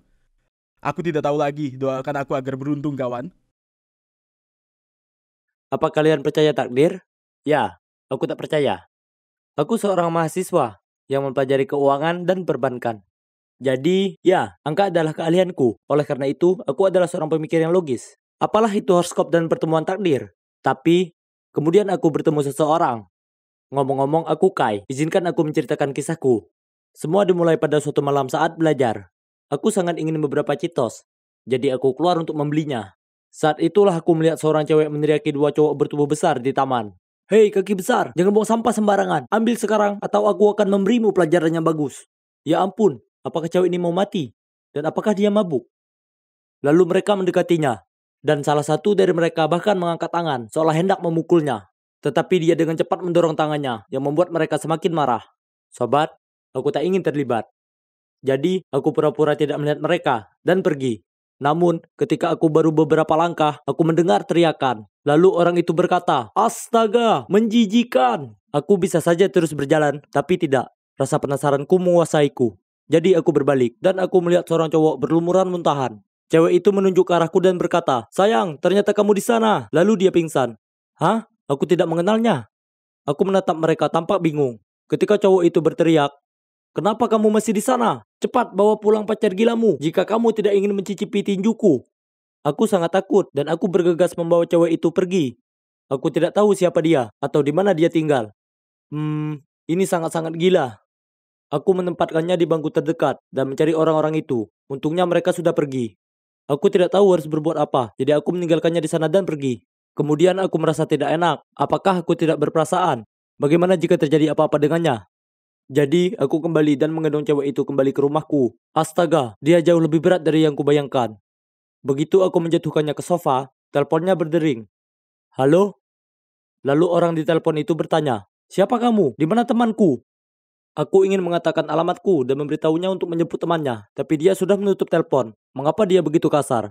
Punggungku hampir patah saat membawa temannya. Menyebalkan sekali. Malam ini terlalu dramatis bagiku, dan yang lebih buruk lagi, aku masih belum punya Cheetos. Aku memutuskan mandi lalu tidur. Begitu aku keluar dari kamar mandi, bel pintu berbunyi. Aku kira pasti teman cewek itu. Lalu aku membuka pintu, kemudian polisi mendorongku ke dinding dan memborgolku. Sebelum aku bisa memahami apa yang terjadi, mereka mengatakan bahwa saya telah melakukan penculikan dan penyerangan. Lalu aku dibawa ke kantor polisi. Apa? Aku mau menjelaskannya, tetapi mereka tidak mau mendengarku. Malam itu ketika aku duduk di sel yang dingin dan tidak menarik, aku mendapati diriku menyesali kebaikanku. Aku tidak bisa tidur. Aku hanya berharap keesokan paginya segera datang, agar cewek itu tahu tentang tuduhan palsu ini. Tapi sebelum aku melakukan itu, polisi sudah melepaskanku. Cewek itu sudah sadar, dan mengatakan semua itu hanya kesalahpahaman. Untungnya dia masih ingat sedikit, atau beberapa hal yang lain. Aku tidak berani membayangkannya lagi. Aku bersumpah tidak akan pernah lagi terlibat dengan siapapun yang membutuhkan bantuan. Tidak ada perbuatan baik yang luput dari hukuman. Beberapa hari kemudian, saat aku sedang menonton TV, ada yang mengetuk pintuku. Kalian tidak akan mempercayainya. Itu adalah si cewek pemabuk. Aku curiga dengannya. Apa yang kamu lakukan di sini? Dia tidak berkata apa-apa. Malah dia dengan dingin menyelinap melewatiku dan memasuki rumahku. Hah? Apa yang dia mainkan? Lalu dia bertanya padaku tentang malam itu. Setelah kuceritakan semua yang terjadi, dia tertawa. Oke, aku percaya padamu. Kalau tidak, kamu pasti tahu. Dia mengepalkan tangannya di depanku. Aku terkejut dan hampir terjatuh dari kursiku. Dia tertawa. Sekarang aku lapar. Buatkan makanan untuk tamumu. Ada apa dengan cewek ini?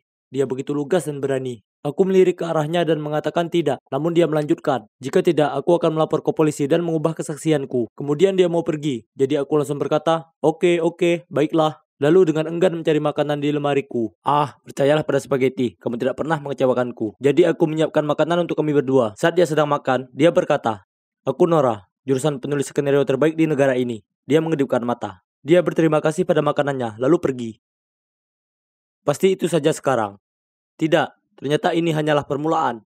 Keesokan paginya dia mengirimku pesan. Jemput aku ke kampus secepatnya. Kalau tidak, aku akan menelpon polisi. Apakah dia serius?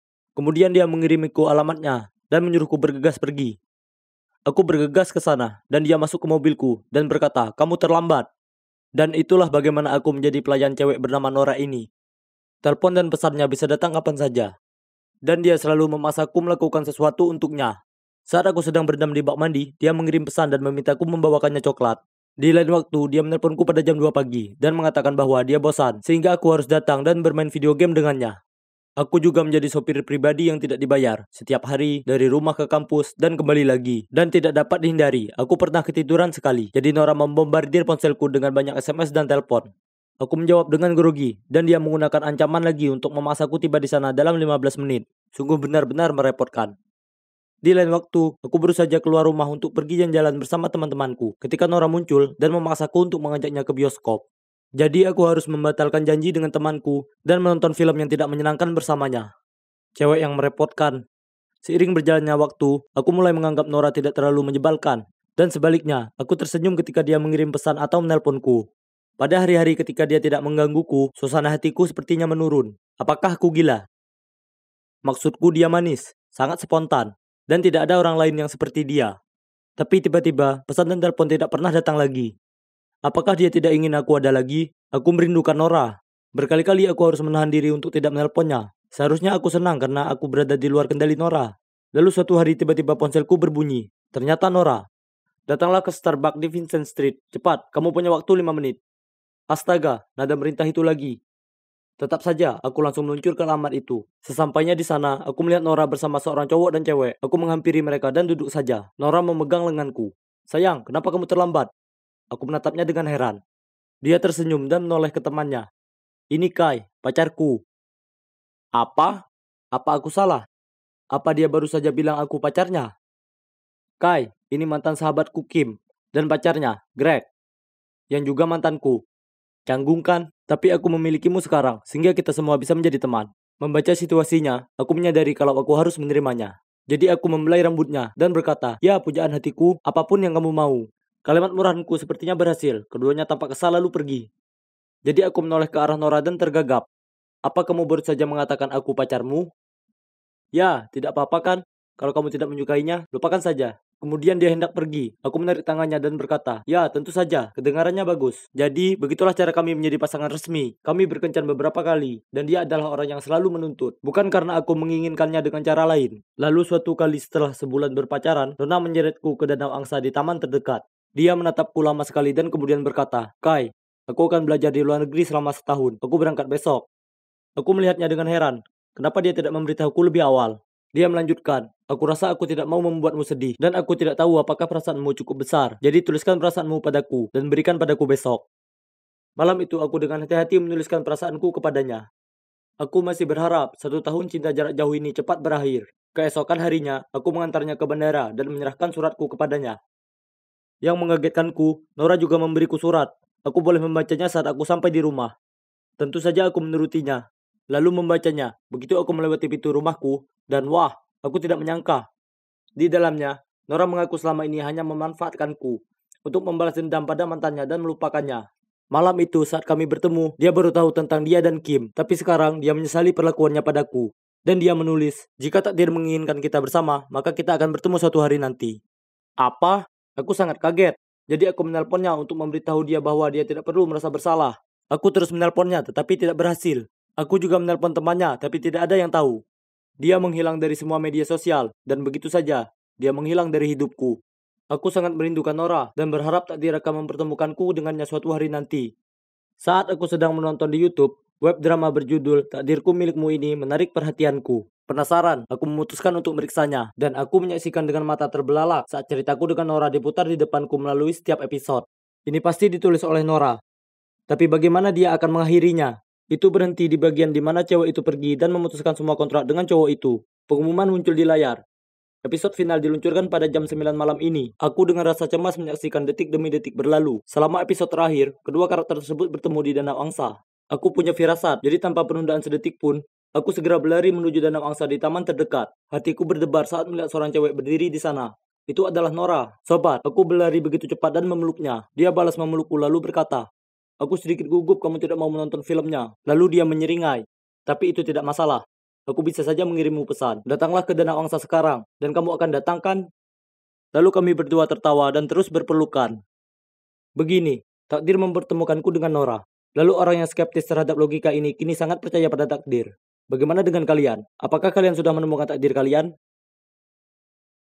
Hey, aku Kelly. Aku hampir 16 tahun, tapi aku hanya bisa hidup tenang di 2 tahun pertama kehidupan kanak-kanakku. Hingga adik laki-lakiku, Ethan, datang dan mengacaukan segalanya. Aku selalu berharap anak manja itu tak pernah dilahirkan. Dan kalau kalian adalah saudara tertua sepertiku, maka kemungkinannya kalian akan merasakan hal sama denganku. Pertama-tama, kelahirannya berarti orang tuaku hampir tak memperhatikanku lagi. Ya, aku tahu aku berumur 2 tahun waktu itu, jadi aku tak benar-benar mengingat hal ini. Tapi seiring tahun berganti, kulihat bagaimana itu terjadi. Aku mendapat masalah karena hal-hal bodoh dikarenakan aku adalah anak tertua. Sementara Ethan lolos dari semuanya karena dia terlalu kecil untuk mengerti. Aku sangat benci adikku. Dan aku bisa menyebutkan banyak sekali alasan untuk itu.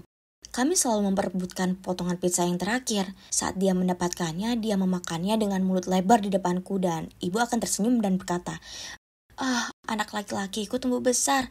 Tapi saat aku mendapatkannya, ibu akan merengut padaku dan berkata, "Kelly, jangan tamak." Ethan menyelinap ke kamarku dan mengambil boneka plushie kelinci yang diberikan sahabatku padaku dan mengelem super telinganya jadi satu. Jadi, ku ambil mainan Switch-nya dan menyembunyikannya di rubana. Butuh waktu seminggu penuh untuk temukan itu. Sebagai balasan, dia mengoleskan coklat di belakang celana panjangku. Aku baru sadar apa yang terjadi saat anak-anak lain mulai menertawai dan menunjuk ke arahku. Aku harus memakai sweater melingkari pinggang selama sisa hari itu, meskipun sangat dingin. Jadi, ku balas dengan mengoleskan tanaman jelatang yang menyengat di atas bantalnya. Keesokan paginya, wajahnya merah padam dan dia tak bisa berhenti merasakan gatal. Itu sangat lucu. Hari itu juga waktunya pemotretan. Sampai dia protes penata rias menghabiskan waktu lama sekali merias wajahnya untuk menutupi kemerahan itu. Dia terlihat sangat konyol. Kalian tahu, ayahku adalah seorang politisi. Jadi terkadang kami harus muncul di pemotretan di mana kami terlihat seperti keluarga yang harmonis dan penyayang. Andai saja aku bisa berpura-pura untuk kamera, tapi pada kenyataannya aku hanya ingin menendang bokong saudaraku. Kami tak cocok sama sekali, dia itu sangat nakal. Jadi kurasa saling mengerjai adalah strategi pertahanan kami. Maksudku, hey, kan tidak mudah untuk hidup bersama orang yang kau benci. Kejahilan kami begitu sering terjadi sampai orang tua kami membiarkan saja kami melakukannya. Bagaimanapun, ada satu hal yang sangat ditakuti Ethan. Itu dimulai saat dulu dia 8 tahun dan ayah sedang menonton The Walking Dead. Aku dan Ethan jalan masuk ke ruangan saat ada adegan jarak dekat di mana suatu zombie sedang makan dengan lahap. Menjadi cewek pemberani, kupikir itu menarik, lalu duduk dan menontonnya dengan ayah.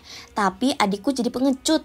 Dia menjerit lalu keluar ruangan, sembunyi di bawah tempat tidur orang tuaku, menangis terisak dan menolak untuk pindah 2 jam lamanya. Karena dia yakin setelah penampakan zombie itu, ia tahu dia pasti terpilih dan zombie akan mengejarnya. Kudapatkan kelemahannya. Jadi, tak lama setelah itu, saat dia menjatuhkan headphoneku yang baru ke dalam toilet yang membuatku harus memasukkan tanganku untuk mengambilnya, kuputuskan untuk balas dendam padanya. Dan beruntungnya, Halloween hampir tiba. Sempurna. Aku menonton beruntun tutorial-tutorial rias wajah di YouTube dan kupraktekkan ke teman-temanku. Kemudian saat Halloween, kuubah diriku jadi zombie yang sangat menyeramkan. Menyembunyikan kamera di kamarnya, sembunyi di lemarinya, dan membuat suara bergumam dan mengerang. Saat dia membuka pintu lemari, aku lompat ke arahnya dan menjatuhkannya ke lantai. Ya Tuhan, dia menjerit sangat keras dan sungguhan ngompol di celananya. Dan sekarang, bertahun-tahun kemudian, aku masih menyimpannya di video untuk membuatnya tersiksa. Ha! Tapi jangan terbodohi karena adikku ini bukan anak kecil biasa. Belum lama ini, dia menjahiliku yang mana membuatku lebih marah daripada Misty di Pokemon. Jadi, aku punya gebetan cowok di sekolah. Dia itu sangat manis dan menawan. Dan dari lirikan lucu yang terus diberikannya padaku, aku 100% yakin dia juga suka padaku. Valentine sepertinya hari yang sempurna bagiku untuk mengungkapkan perasaanku kepadanya. Jadi aku begadang hingga tengah malam, di malam sebelumnya membuat coklat untuknya. Kutinggalkan coklat yang telah terbungkus dengan kasih sayang dan kotaknya di dapur lalu pergi tidur. Hari berikutnya, ku ambil kotak itu dan saat makan siang, ku berikan itu ke gebetanku. Yang membuatku sangat kecewa saat membukanya, bukannya coklat berbentuk hati yang sudah berjam-jam ku buat, ada foto-foto masa kecilku yang memalukan. Termasuk sebuah foto saat aku masih 12 tahun, dengan banyak sekali jerawat di wajahku. Ada juga aku saat balita tertidur dengan mulut terbuka dan liur menetes di daguku. Dan satu lagi saat aku bayi dengan semangkuk bubur di atas kepalaku. Kemudian gebetanku mengangkat sebuah catatan bertuliskan, "Coklat yang enak, Kak." Anak nakal yang licik itu. Meskipun gebetanku terus mengatakan kalau aku terlihat imut di foto-foto itu dan dia menyukainya lebih dari coklat, aku masih ingin memberi anak nakal itu pukulan tepat di wajahnya yang menyebalkan. Ya Tuhan, aku mohon padamu, tolong ambil dia dariku. Aku akan jadi baik, akan kukerjakan PR-ku tepat waktu dan aku akan berhenti meminjam parfum mahal ibuku. Oke, jadi mungkin ini adalah keinginanku, tapi aku tak pernah menyangka kalau itu akan jadi nyata. Malam itu malam yang normal di meja makan. Ethan terpaku pada ponselnya dan ibu jadi sangat kesal dan membuatnya membereskan meja. Sementara dia melakukan itu, kulihat sebuah pesan muncul di ponselnya dari yang namanya Shopee. Mengatakan, "Oke, aku akan menemuimu di depan bioskop jam 8 malam. Aku menantikannya." Apa? Ethan ada kencan. Oh, adik kecilku yang manis, ini saatnya pembalasan karena mengacaukan coklat untuk gebetanku. Jadi aku diam-diam mengikuti Ethan ke bioskop. Karena bioskop itu cukup dekat dengan rumah kami berdua berjalan. Dia jalan pintas ke taman. Ya ampun, taman itu sangat seram di jam ini. Aku bersumpah pepohonan jadi terlihat seperti monster. Lalu aku melihat sesuatu yang menyala di dekat kakiku. Aku mengambilnya, itu adalah ponsel Ethan. Dasar idiot. Aku hendak berencana membuatnya berupaya keras untuk mendapatkannya kembali. Saat aku berjalan keluar taman, kulihat van berwarna hitam terparkir dekat situ. Tiba-tiba aku dengar sebuah teriakan dan kulihat 2 pria besar berusaha menyeret Ethan menuju ke van hitam itu. Ethan menangis dan berontak dengan perlawanan sengit, tapi adikku yang 14 tahun, kurus dan lemah itu bukan tandingan bagi kedua pria itu. Apa? Beraninya mereka berusaha menculik adikku. Dia mungkin saja manusia paling menjengkelkan di planet ini, tapi dia adalah adikku yang menyebalkan. Tak mungkin aku membiarkan ini terjadi. Aku bergegas maju dan berteriak, "Ethan, lakukan mode zombie!" Kehadiranku mengejutkan 2 penculik itu dan ini membuat mereka makin intens menyeretnya ke arah van. Saat tiba-tiba Ethan menggigit keras tangan laki-laki yang menutup mulutnya, persis seperti apa yang selalu dilakukan zombie. Bagus Dick, pria itu menangis dan mengibaskan tangannya. Pria lain itu menarik lengan Ethan tapi dia berhasil merangkak untuk berdiri. Saat pria itu berusaha mendorongnya masuk ke dalam van, Ethan mencuri kesempatan dan menendangnya tepat di tengah kaki pria itu. Ouch. Sementara ini terjadi, aku menelpon polisi dan menyuruh mereka cepat.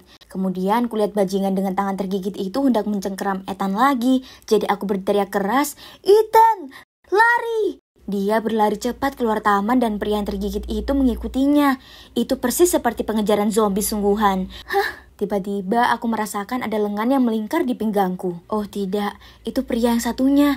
Dia mengatakan, "Kurasa sekarang kaulah yang harus pergi." Sebelum dia mengangkatku dan membawaku kembali ke van itu, aku berteriak serta berusaha memukul dan menendang, tapi dia terlalu kuat. Dia melemparkanku masuk ke bagian belakang van, tapi sebelum dia bisa masuk, ku banting pintu van dengan cepat mengunci pintunya dari dalam untuk menahannya di luar. Untung bagiku, bukan dia, tapi pria yang mengejar Ethan lah yang membawa kuncinya. Aku takut sekali saat penculik itu terus meneriakiku dari luar, tapi aku bahkan lebih takut membayangkan Ethan bisa celaka di luar sana. Kemudian tiba-tiba terdengar suaranya, "Hei, hentikan!" Apa dia tertangkap? Kulihat keluar untuk menyaksikan sebaliknya.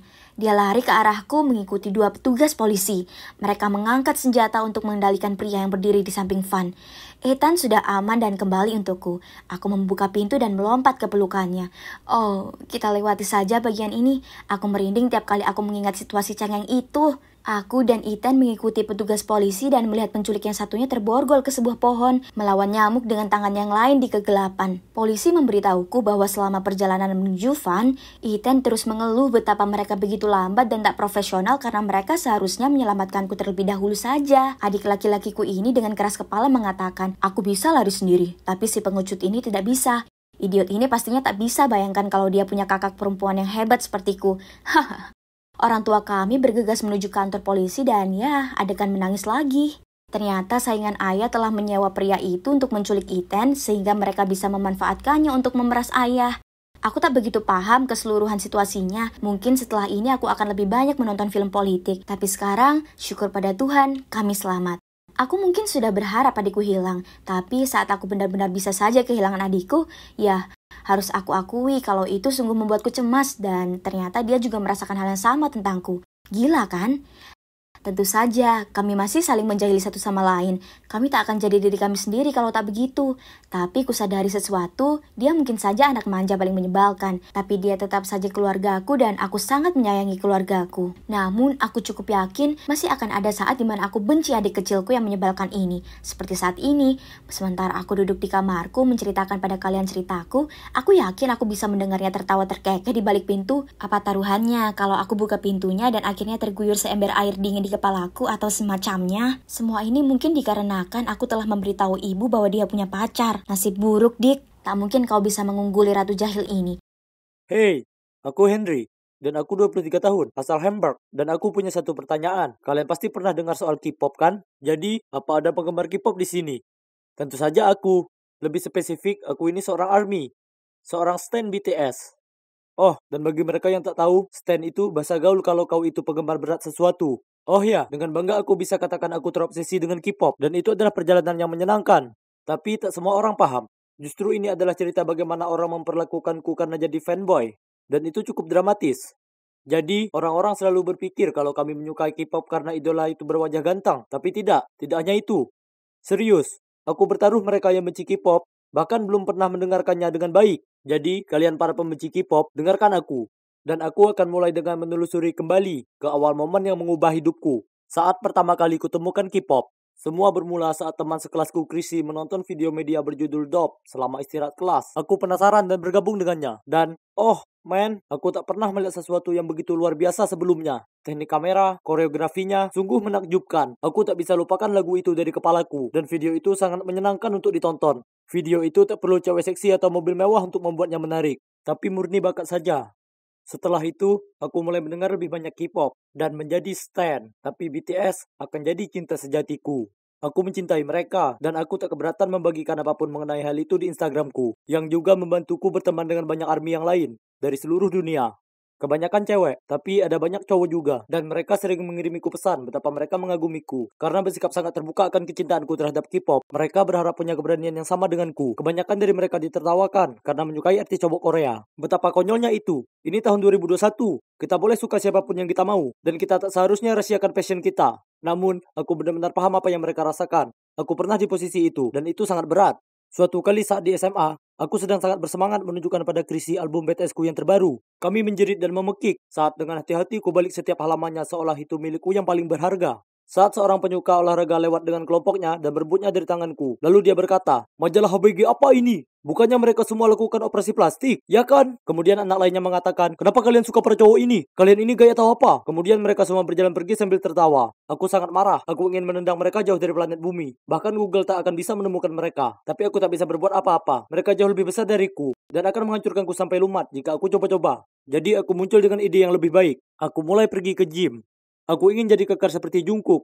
Nanti aku tak akan takut lagi dengan pecundang manapun yang menggangguku dan teman-teman cowokku. Oh, dan ngomong-ngomong, aku ini bukan gay. Ibuku adalah hal lain yang harus dihadapi oleh kami para fanboy. Tak ada yang salah dengan menjadi gay, tapi mengasumsikan aku ini demikian hanya karena aku menyukai K-pop itu konyol. K-pop itu untuk siapa saja dan semua orang. Bagaimanapun setelah SMA, segala sesuatunya jadi lebih baik karena orang-orang di perguruan tinggi tidak usil. Kami semua sudah dewasa, dan kalian tak akan percaya betapa berototnya aku sekarang. Cewek-cewek mulai memperhatikanku, tapi hanya ada satu cewek yang kuperhatikan. Namanya adalah Kayla, dan dia sangat imut. Namun, ada satu masalah kecil sekali. Dan yang kumaksud kecil sekali ini, maksudku besar sekali. Dia tak suka K-pop. Pernah saat kami sedang belajar, dia duduk di dekatku dan bertanya dengan tersenyum, "Apa yang sedang kau dengarkan?" Kemudian dia mengambil salah satu earphone-ku. "Apa ini?" "Sejenis nyanyian mantra." Kemudian dia kembali membaca dengan pandangan jijik di wajahnya. "Apa?" "Itu biasku. Rap Monster menyemburkan api." Aku tak tahu apa dia tak punya selera, tapi kali ini kubiarkan saja, karena aku tak ingin mempermasalahkannya di perpustakaan. Setelah semuanya makin buruk dan kebenciannya pada K-pop jadi makin jelas. Tiap kali kubicarakan soal itu, dia memutar matanya dan mengubah topik pembicaraan. Dan saat video musik keluar dan aku tak sabar menunjukkan padanya, dia terus saja melihat-lihat ponselnya dan mengabaikannya. Selain dari itu, dia selalu bersikap manis dan oleh karena itu kami terus berkencan. Tapi kami tak seharusnya demikian.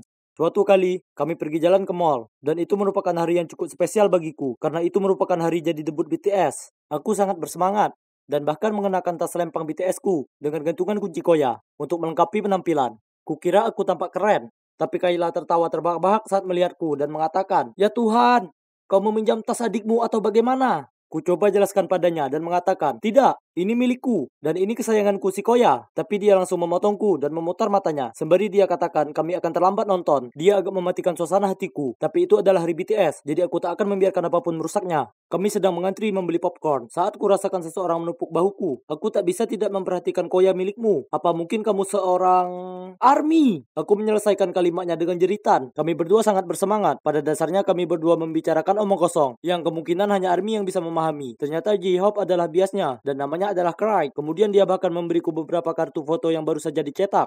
Aku sangat terhanyut dalam percakapan dengannya. Sampai aku lupa Kayla ada di sana. Sampai Craig berkata padanya, "Oh hai, siapa biasmu? Mungkin aku punya beberapa kartu untukmu juga." Kayla nampak tersinggung dan berkata, "Kalian ini parah. Dasar seorang pecundang. Aku sudah muak dengan urusan K-pop ini." Kemudian dia berlalu pergi. Kami tertegun. Tapi ya sudahlah. Jika dia tak bisa menghargai hobiku dan mencintaiku apa adanya, ya sudah. Selamat tinggal Kayla.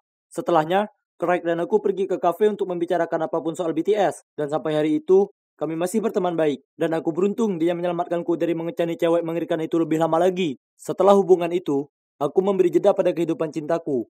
Karena aku sibuk dengan video musik streaming, memberikan suara untuk BTS di acara penghargaan, dan mengikuti semua konten mereka. Selain belajar, aku sangat bahagia menjalani kehidupan kecilku sebagai fanboy.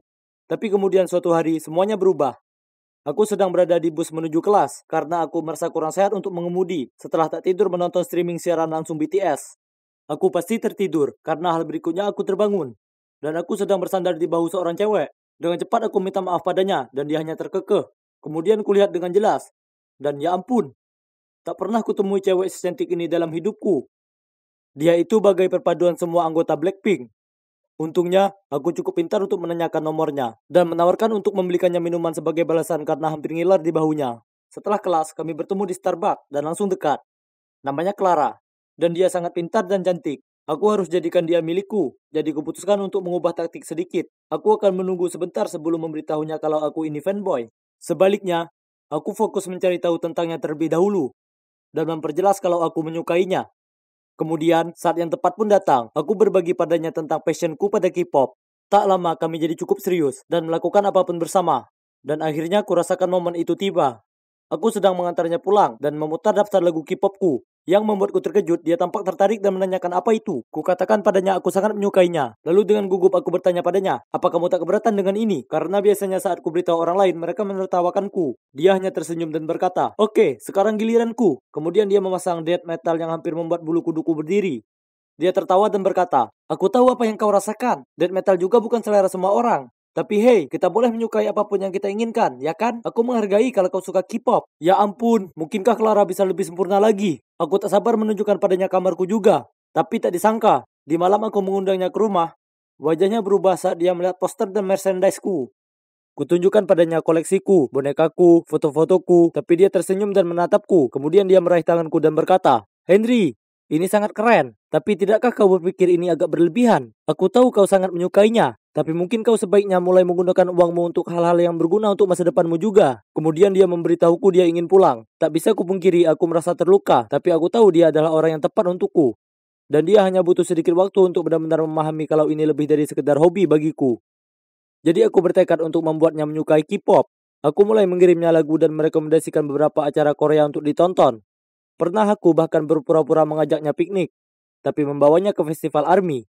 Clara ikut saja dengan semuanya, tapi dia masih belum terlalu tertarik. Kemudian datanglah berita terbaik. Kutemukan kalau BTS akan konser di London. Aku sangat putus asa untuk pergi, dan cerita ke Clara tentang terbang ke sana untuk konser itu. Tapi dia berkata, Henry, bukankah itu hari yang sama dengan kontes marketing kita? Akan ada para perekrut dan sebagainya di sana. Kau tak bisa melewatkannya. Ini adalah kesempatanmu untuk mendapatkan pekerjaan yang baik. Aku tak peduli dan menjawabnya dengan candaan. Tapi aku sudah menunggu untuk bertemu mereka seumur hidupku. Ini adalah mimpi yang jadi nyata. Siapa yang butuh pekerjaan kalau kau punya BTS? Aku akan ke London, sayang. Tapi Clara tidak tertawa. Nyatanya dia sangat marah dan mulai memakiku. Mengatakan kalau aku sangat kekanak-kanakan. Dan bahwa kalau aku tak segera tumbuh dewasa, dia tak bisa bersamaku lagi. Dia bahkan menangis. Mengatakan dia butuh pria yang bertanggung jawab. Yang memikirkan masa depannya sambil bergegas pergi. Setelahnya dia mendiamkan aku. Aku terjebak dalam sebuah dilema. Melihat BTS secara langsung adalah impianku. Tapi kenapa ini terasa begitu salah? Kuputuskan untuk menunggu beberapa hari untuk memikirkan semuanya. Dan pada akhirnya aku sadar akan ada konser-konser yang lain. Ya kan? Aku tak bisa melewatkan kontes itu. Maksudku, bagaimana lagi aku akan mendukung BTS tanpa uang? Aku memang butuh pekerjaan. Jadi, meskipun itu mematahkan hatiku sebagai fanboy, kukatakan pada Clara aku akan melewatkan konser itu kali ini dan pergi ke kontes. Clara langsung menyeringai dan berkata, sungguh, aku sangat bangga padamu, Henry. Lalu dia memberiku ciuman mesra, dan aku ingatkan diriku sendiri ini semua sepadan. Dan paling tidak, aku masih punya pacarku. Tapi tiba-tiba Clara mulai bicara lagi. Henry, ada sesuatu yang perlu kukatakan padamu. Sebenarnya Profesor Geller sudah memberitahuku kontes itu ditunda sementara. Jadi ini hanyalah sebuah tes. Kemudian dia mengatakan dia hanya ingin lihat apa aku bisa menentukan prioritasku. Dia menyukai betapa antusiasnya aku terhadap K-pop. Tapi semuanya butuh keseimbangan. Dan dia ingin memastikan aku akan menganggap serius sisi lain dalam hidupku sama seriusnya seperti pada K-pop. Kemudian dia memberiku ponselnya dan berkata, lihat, itu adalah tiket BTS. Dia membelinya untukku. Aku sangat senang. Aku menitikan air mata dan tak bisa berhenti memeluknya. Kukira itu adalah momen paling bahagia dalam hidupku. Tapi ternyata konser BTS itulah. Terutama bersama Clara di sampingku. Sekarang ini kami masih bersama. Dan coba tebak. Dia sekarang bias pada Jin. Serius, dia itu cewek sempurna bagiku. Dan aku tak sabar menghabiskan hidupku bersamanya. Jika di tahun 2031, kalian melihat sebuah keluarga terdiri dari 4 orang yang menjerit di konser BTS. Kemungkinannya itu adalah aku dan Clara serta anak kami di masa depan. Jangan malu, datanglah dan menyapa. Hai, ini aku, Maxine. Sedang sembunyi di balik semak-semak dan memata-matai seorang cewek. Jangan salah, aku tak naksir padanya. Juga bukan seorang psikopat. Aku hanya membantu temanku Damon. Tapi andai saja aku tahu betapa gilanya situasi ini nantinya, aku tak akan pernah setuju membantunya. Ini semua berawal ketika Damon jatuh cinta pada cewek ini, Sophie. Dia punya pesona misterius yang membuat Damon ingin langsung bicara padanya. Dan dia lakukan itu.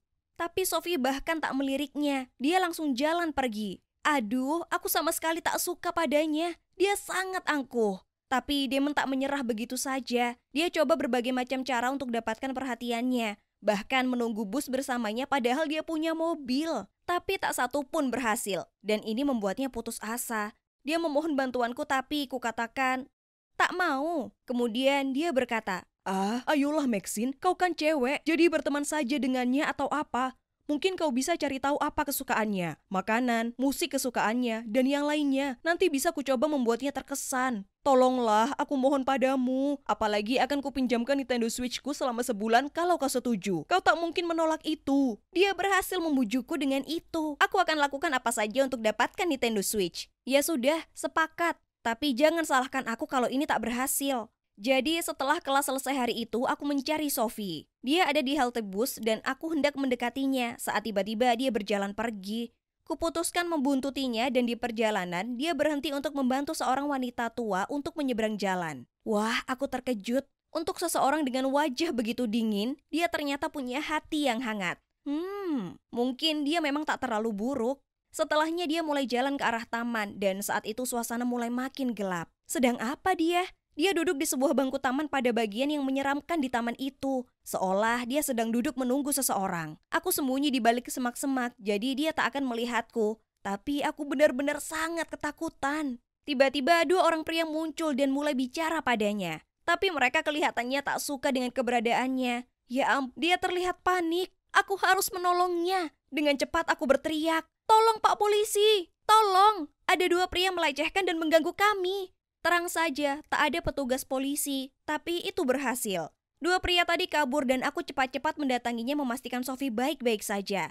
Dia terkejut melihatku, tapi kemudian dia memelukku dan berterima kasih sudah menolongnya. Seluruh badannya gemetaran, dia pasti sangat ketakutan. Aku jalan dengannya kembali ke asrama kami. Dia memberitahuku kalau dia suka datang ke taman di malam hari karena itu sangat menenangkan. Kukatakan padanya itu sudah jelas berbahaya dan mungkin sebaiknya dia tak kesana lagi sendirian.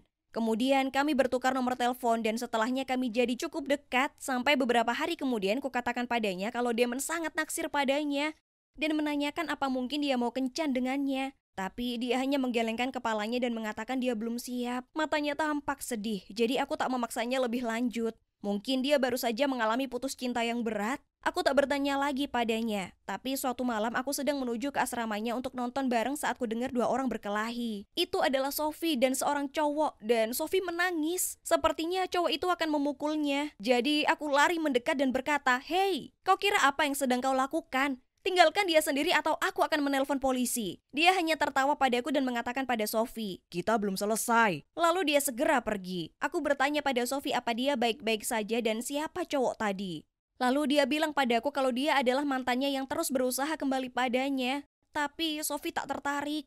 Saat memberitahuku, dia mulai menangis dan berkata, "Karena dia, aku jadi sangat takut dan gelisah. Aku bahkan terlalu takut untuk tidur di malam hari." Aku merasa sangat kasihan padanya dan kukatakan padanya aku ada di sini untuknya dan bahwa dia bisa menelponku kapanpun. Nah, mungkin aku tak seharusnya mengatakan itu karena itu persis apa yang mulai dia lakukan. Setiap malam dia menelponku dan kami akhirnya ngobrol sampai jam 3 pagi. Aku sangat kelelahan, tapi aku ingin membantunya. Dia sepertinya sangat cemas sepanjang waktu. Damon tahu kami sering ngobrol, tapi dia sudah berhenti menanyakan tentang Sophie. Kelihatannya dia sudah mulai kehilangan minat dan lebih khawatir soal aku yang kelihatan seperti zombie dari film The Walking Dead. "Kau benar-benar butuh tidur, Maxine."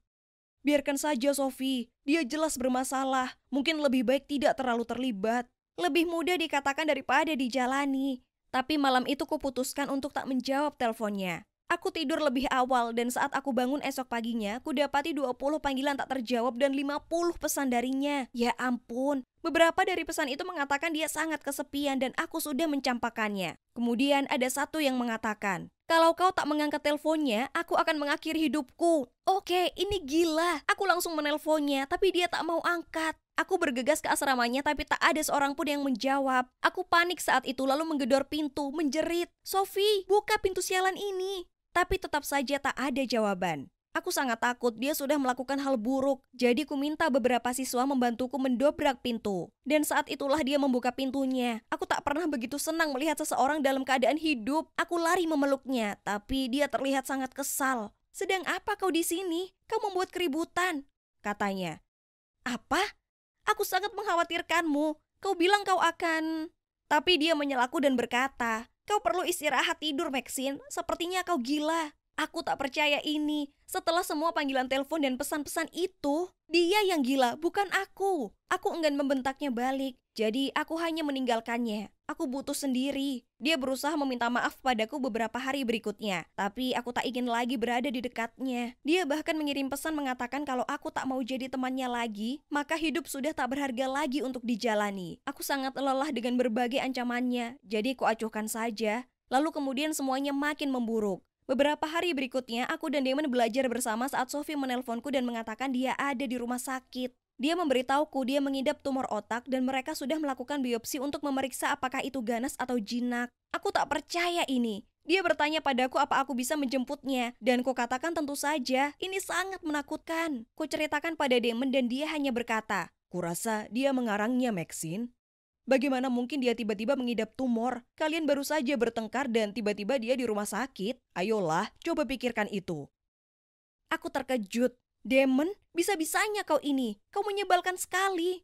Kemudian aku lekas pergi dan tiba di rumah sakit mendapati Sophie duduk di luar mengenakan topi medis. Dia bilang rambutnya sudah dicukur untuk biopsi. Lalu aku minta untuk melihat bekas lukanya. Tapi dia tak mau tunjukkan padaku. Dia bilang dia akan pusing kalau melepaskannya. Aku hanya lega dia sudah baik-baik saja dan mengantarnya pulang. Kami berbaikan dan kuputuskan untuk merawatnya hari itu. Dia terlihat sangat lemah dan aku tak sanggup melihatnya menderita. Ku telepon Damon untuk memberitahu kalau dia berhutang padaku permohonan maaf dan memberitahunya soal Sophie dan dia hanya bilang, oh, wow, baik maaf ya. Kalau begitu kuharap dia baik-baik saja. Tapi kemudian beberapa hari berikutnya, Damon menelponku dan berkata, dengar Maxine, Sophie itu penipu. Dia tak lakukan biopsi. Aku bertabrakan dengannya tadi, lalu topinya terjatuh dan kepalanya penuh rambut. Tak mungkin rambut itu tumbuh kembali secepat itu.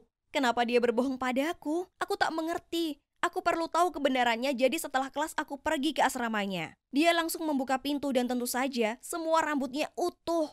Dia mungkin tahu Damon sudah memberitahuku, jadi dia tak perlu repot-repot meneruskan kebohongan itu. Ini membuatku murka. Langsung saja aku mulai memakinya. Jujur saja, Sophie, apa yang salah denganmu? Kenapa kau berpura-pura sakit seperti itu? Sesama teman tak melakukan itu. Sophie meraih tanganku dan berkata, Maxine, aku minta maaf. Aku sangat putus asa. Kulakukan itu karena aku sangat merindukanmu dan ingin kau memperdulikan aku lagi. Aku bertindak terlalu jauh. Tolong maafkan aku. Apa kau gila? Teriakku. Aku sangat mencemaskanmu. Apa kau yakin tak ada yang salah denganmu? Sophie mulai menyeringai dengan cara yang aneh dan berkata, satu-satunya kekeliruanku adalah aku jatuh cinta padamu, Maxine. Dia tak mau melepaskan tanganku dan aku hanya menatapnya keheranan. Apa katamu? Kau dengar aku mencintaimu.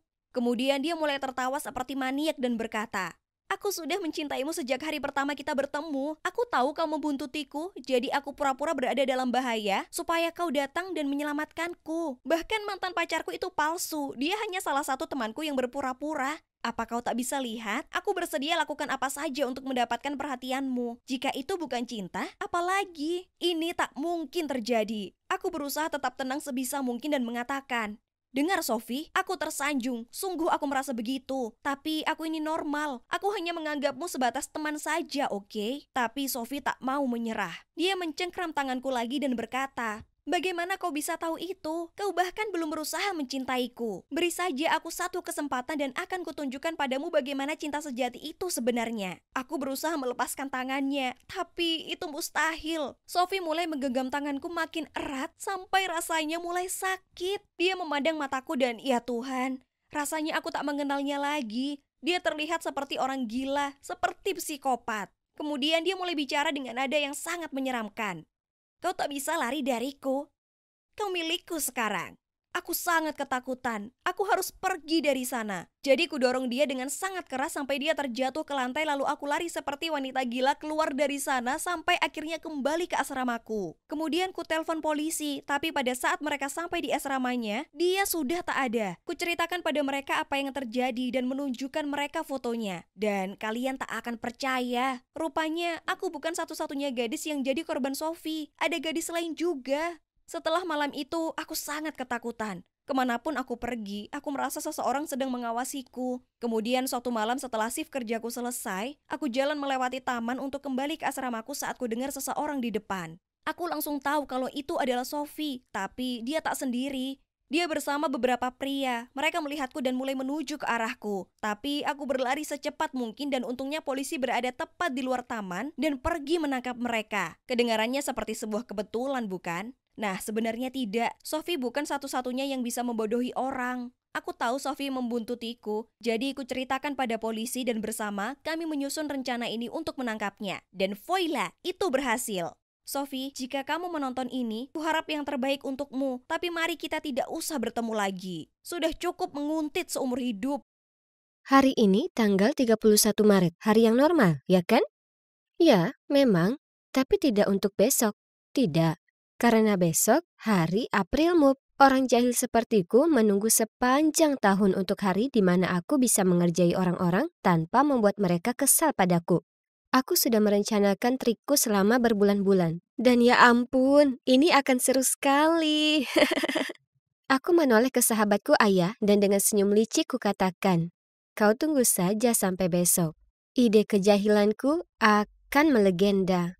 Kukira Ayah ingin tahu lebih jauh, tetapi ternyata tidak. Dia hanya meniup poni di wajahnya lalu menghela napas. Fleur, kenapa kau tak lewatkan saja tahun ini? Lihat kenyataan, tak ada seorang pun yang menganggap kejahilanmu lucu. Cuma bikin tak nyaman dan mengganggu. Apa? Tidak, itu tidak benar. Orang-orang suka sekali leluconku. Aku melanjutkan. Kau ingat lelucon pensilmu ke Luna tahun lalu? Aku mengangguk dan mendengus. Bagaimana mungkin aku lupa lelucon itu? Itu sangat lucu. Kubelah pensil Luna menjadi 2. Mengisi pegangan pensilnya dengan tinta, lalu menempelkannya lagi seperti baru. Dan voila! Ledakan tinta saat tes berlangsung yang kalau tidak pasti membosankan. Luna menangis terus karena dia gagal pada tes biologinya dan dia harus mengulangnya. Aku mengangkat bahu. Memang secara teknis itu benar, tapi tetap saja lucu. Dan pada waktu kau menukar musik pengiring tim pemandu sorak dengan heavy metal, lalu membuat mereka tampak bodoh pada pertandingan basket, dia merengut padaku. Ya ampun, berhenti jadi nggak asik. Aku membuat pengalaman SMA semua orang jadi berkesan. Jujur saja, kalau tak begitu, tak akan ada yang ingat tes membosankan dan pertandingan basket yang menjemukan. Aku terlalu sibuk bicara, sampai tak menyadari ada bola melesat ke udara hingga menghantam tepat ke kepalaku. Aduh, dunia jadi gelap dan aku pingsan. Kubuka mataku melihat Ayah dan beberapa anak melongo melihatku. Kemudian guruku bergegas datang dan membubarkan mereka. Fleur, apa kau tak apa? Beliau dan Ayah membantuku duduk tegak, lalu sembari mengusap kepalaku, aku menjawab. Ya, aku baik-baik saja, tapi aku merasa agak pusing. Guruku menganggap lebih baik aku pulang lebih awal, jadi beliau menyuruh Ayah mengantarku kembali pulang. Aku sangat lelah, tapi tidur saat ada kemungkinan aku mengalami gegar otak adalah ide buruk. Jadi aku bersantai dan menonton film di kamarku sampai ibu pulang kerja. Oke, jadi kepalaku sakit dan ruangan rasanya masih berputar. Tapi tak mungkin aku biarkan insiden kecil ini mengacaukan hari besarku. Aku punya rencana untuk dijalankan, jadi ku ambil buku catatanku dan mengecek semua ide jahilku dan daftar pelengkapan. Keesokan harinya, aku bangun pagi-pagi sekali dan hore, pusingku sudah berhenti. Wah, hari ini saatnya. Mari kita mulai mengerjai. Ku minta Ayah menemuiku lebih awal supaya aku punya waktu menyiapkan leluconku. Tapi yang membuatku kesal, dia muncul di waktu seperti biasa. Aku segera mendatanginya dan menepuk jam tanganku. Kau kira jam berapa sekarang? Sekarang aku akan ketinggalan jadwal. Dia memberiku pandangan bingung. Untuk apa? Ini bukan 1 April lagi. Hari ini tanggal 2. Kau kemarin tak masuk karena benturan di kepalamu, ingat? Apa? Kau bicara apa? Lihat, ini tertulis hari ini 1 April. Aku melambaikan ponselku di depan wajahnya. Kalau begitu kalendermu salah. Coba periksa kalendermu. Sekarang, ayo berangkat. Dia berjalan pergi. Tak mungkin. Jangan kau kira bisa membodohiku. Aku mengatakannya sambil berusaha mengejarnya. Segera setelah sampai sekolah, aku bergabung dengan teman-temanku di kantin untuk sarapan. Lalu Kelly menatapku dan berkata, "Bagaimana kepalamu?" Kukatakan kepalaku baik-baik saja dan memberikannya Oreo. Kalian tahu tidak? Dia memakannya tanpa ragu. Tapi setelah 1 gigitan, dia muntahkan itu ke tangannya. Ew, apa itu? Yak.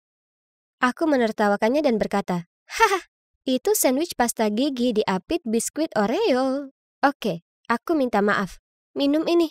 Kemudian aku memberikan padanya sebotol cola. Dia menenggak seteguk penuh, kemudian segera memuntahkannya. Hei, ini sangat menjijikkan. Kemudian dia lari ke kamar mandi untuk membersihkan mulutnya. Ya, kutuang kecap ke dalam botol itu. Aku mengikutinya ke kamar mandi untuk memeriksanya dan mendapatinya membilas mulutnya di bawah keran. Saat dia selesai, dia merenggut padaku dan berkata, Fleur, ini tidak lucu. Kukira kau hanya lakukan lelucon bodoh ini pada 1 April. Sekarang, aku harus tahan dengan napas bau kecap sepanjang hari. Aku memutar mataku lalu menyeringai. Ya, betul kan hari ini tanggal 1 April? Bukan. Apa yang salah denganmu? Ini tanggal 2. Lalu dia segera pergi. Tunggu, apa? Apa maksudnya sekarang tanggal 2? Tak mungkin. Bagaimanapun, mengingat aku sudah terlanjur di sini, kuputuskan sekalian saja melakukan leluconku yang lain. Ku keluarkan toples Nutellaku dan menuju salah satu bilik, dan menunggu sampai cewek lain masuk ke pintu sebelah. Aku bertanya padanya, Hei, permisi kawan, apa kau ada tisu toilet di sana? Dia bersikap baik dan menjawab, tentu. Kemudian dia memberikannya padaku. Dengan cepat ku oleskan Nutella ke tanganku dan mengusapkannya ke tangannya juga. Waduh! Ya ampun, dia menjerit sangat keras dan aku tak bisa menahan tertawa. Ih, apa-apaan ini? Jijik sekali, dasar kau aneh. Kemudian dia berlari keluar untuk membasuh tangannya. Aku melangkah keluar. Tenang sis, itu cuma lelucon Aprilmu, cuma Nutella. Tapi dia balik mencibir. Kau gila, dan sekarang sudah tanggal 2. Ya ampun, kau ini kenapa? Kemudian dia pergi. Oke. Jadi ini aneh, kenapa semua orang bertingkah seolah hari ini tanggal 2 April? Di perjalanan menuju kelas, aku mengecek kembali ponselku. Ya, tertulis tanggal 1 April. Oke, aku paham. Ini adalah upaya bodoh semua orang untuk membodohiku. Usaha bagus tapi sama sekali tidak berhasil. Karena ini kelas pertama, berarti sekarang waktunya kelas matematika. Aku mengambil tempat duduk di kelas dan menunggu, tapi... Loh? Kenapa Pak Simon, guru kimia yang masuk? Dia memberitahu kami untuk menyiapkan pelajaran berikutnya di lab. Hah, ada apa ini? Aku agak bingung. Itu jadwal untuk besok, ya kan? Kemudian beliau duduk di kursi tanpa curiga dan... Keluar bunyi kentut yang sangat keras. Aku tertawa terbahak-bahak. Aku tak percaya. Kulakukan ini tiap tahun, tapi mereka selalu tertipu. Tapi, tunggu dulu. Kenapa semuanya diam? Aku menoleh ke sekeliling dan menyadari aku satu-satunya yang tertawa. Oh, ayolah semua. Ini lucu. Tipe lelucon untuk Aprilmu. Pak Simmons mengangkat bantal kentut itu dan memberiku tatapan tajam. Fleur, aku tak mengharapkan perilaku seperti ini dari anak seusiamu. Terutama mengingat bahkan ini sudah bukan hari Aprilmu. Dan apa kalian bisa percaya? Semua teman sekelasku setuju dengannya. Tak mungkin. Semua orang sudah tak waras. Tidak, memang begitu. Aku tahu itu. Kalian semua bohong. Aku menjawab panik sebelum mengumpulkan semua barang-barangku dan berlari keluar kelas. Aku benar-benar butuh ruang untuk memikirkan ini semua. Ini semua sangat tak masuk akal. Aku tak mungkin bisa tidur seharian penuh. Ya kan? Atau bola itu mengenaiku sangat keras sampai aku kehilangan ingatanku? Aku ingat aku makan malam lalu terjaga hingga malam untuk merencanakan lelucon-leluconku. Dan aku tahu aku lelah, tapi tak mungkin. Mereka yang gila, bukan aku. Selanjutnya, waktunya ke lab. Aku orang terakhir yang masuk. Lalu aku duduk di bangkuku dan memulai eksperimen. Kurasa aku kurang fokus saat kutuang cairan kimianya ke gelas kimia. Dan boom! Hal berikutnya yang aku tahu, aku terselubungi sejenis serbuk hijau aneh. Tetap saja, tak ada satupun yang tertawa. Sebaliknya, mereka semua menatapku dan menanyakan apa aku tak apa. Kemudian Pak Simmons bertanya pada mereka semua, kenapa botol kimia ini ada di sini? Ini sebuah kesalahan. Karena malu aku lari ke kamar mandi untuk membersihkan wajahku. Ya ampun, aku kelihatan seperti The Grinch. Sulit sekali untuk menghapusnya. Kuharap aku tak terjebak dengan warna ini selamanya. Tapi apakah ini lelucon seseorang padaku? Tapi jika memang demikian, kenapa tak seorang pun tertawa? Aku pastinya akan menertawakan diriku kalau aku jadi mereka. Akhirnya, serbuk hijau itu perlahan pudar. Dan setelahnya aku kembali ke kelas. Di atas tas ranselku ada catatan terlipat dengan namaku tertulis di atasnya. Aku membukanya. Hai Fleur, Ada hal penting yang ingin kusampaikan padamu. Temui aku di aula setelah kelas. Devin, X. Jantungku langsung berdebar. Aku sudah naksir Devin selama ini. Tapi, oh, aku paham. Ini pasti jebakan. Semua orang tahu aku suka padanya, jadi mereka lakukan semua ini untuk mempermalukanku. Devin pasti terlibat kali ini. Aku meliriknya dan dia tersenyum, lalu melambai manis padaku. Terserahlah, pastinya ini terlalu indah untuk jadi nyata. Cukup. Tak akan kubiarkan semua orang menertawakanku lagi. Jadi, saat aku mengikuti Devin ke aula, aku meneguk air tapi tetap menyimpannya dalam mulutku. Kemudian saat Devin berhenti jalan dan memalingkan wajah kepadaku, aku menyemprotkan air ke atas seperti seekor gajah. Lalu berkata, "Ha, kena kau. Aku tidak bodoh."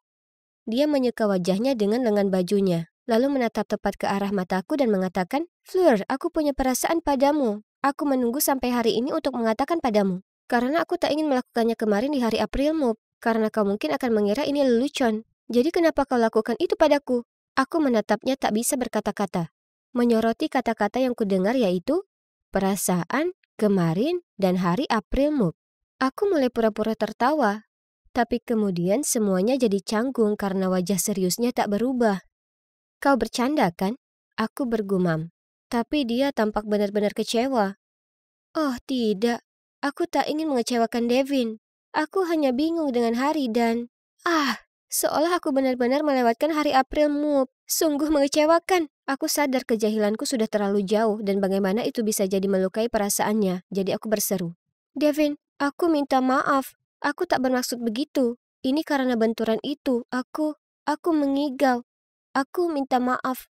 Kemudian muncul keheningan yang canggung.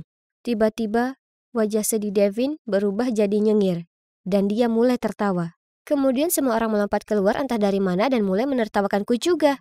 Aku berdiri di sana dengan raut muka tanpa ekspresi di wajahku. Kemudian ayah muncul dan berkata, "Kena kau." Jadi, ternyata sebenarnya hari itu adalah tanggal 1 April. Dan sebenarnya aku tak melewatkan satu hari pun.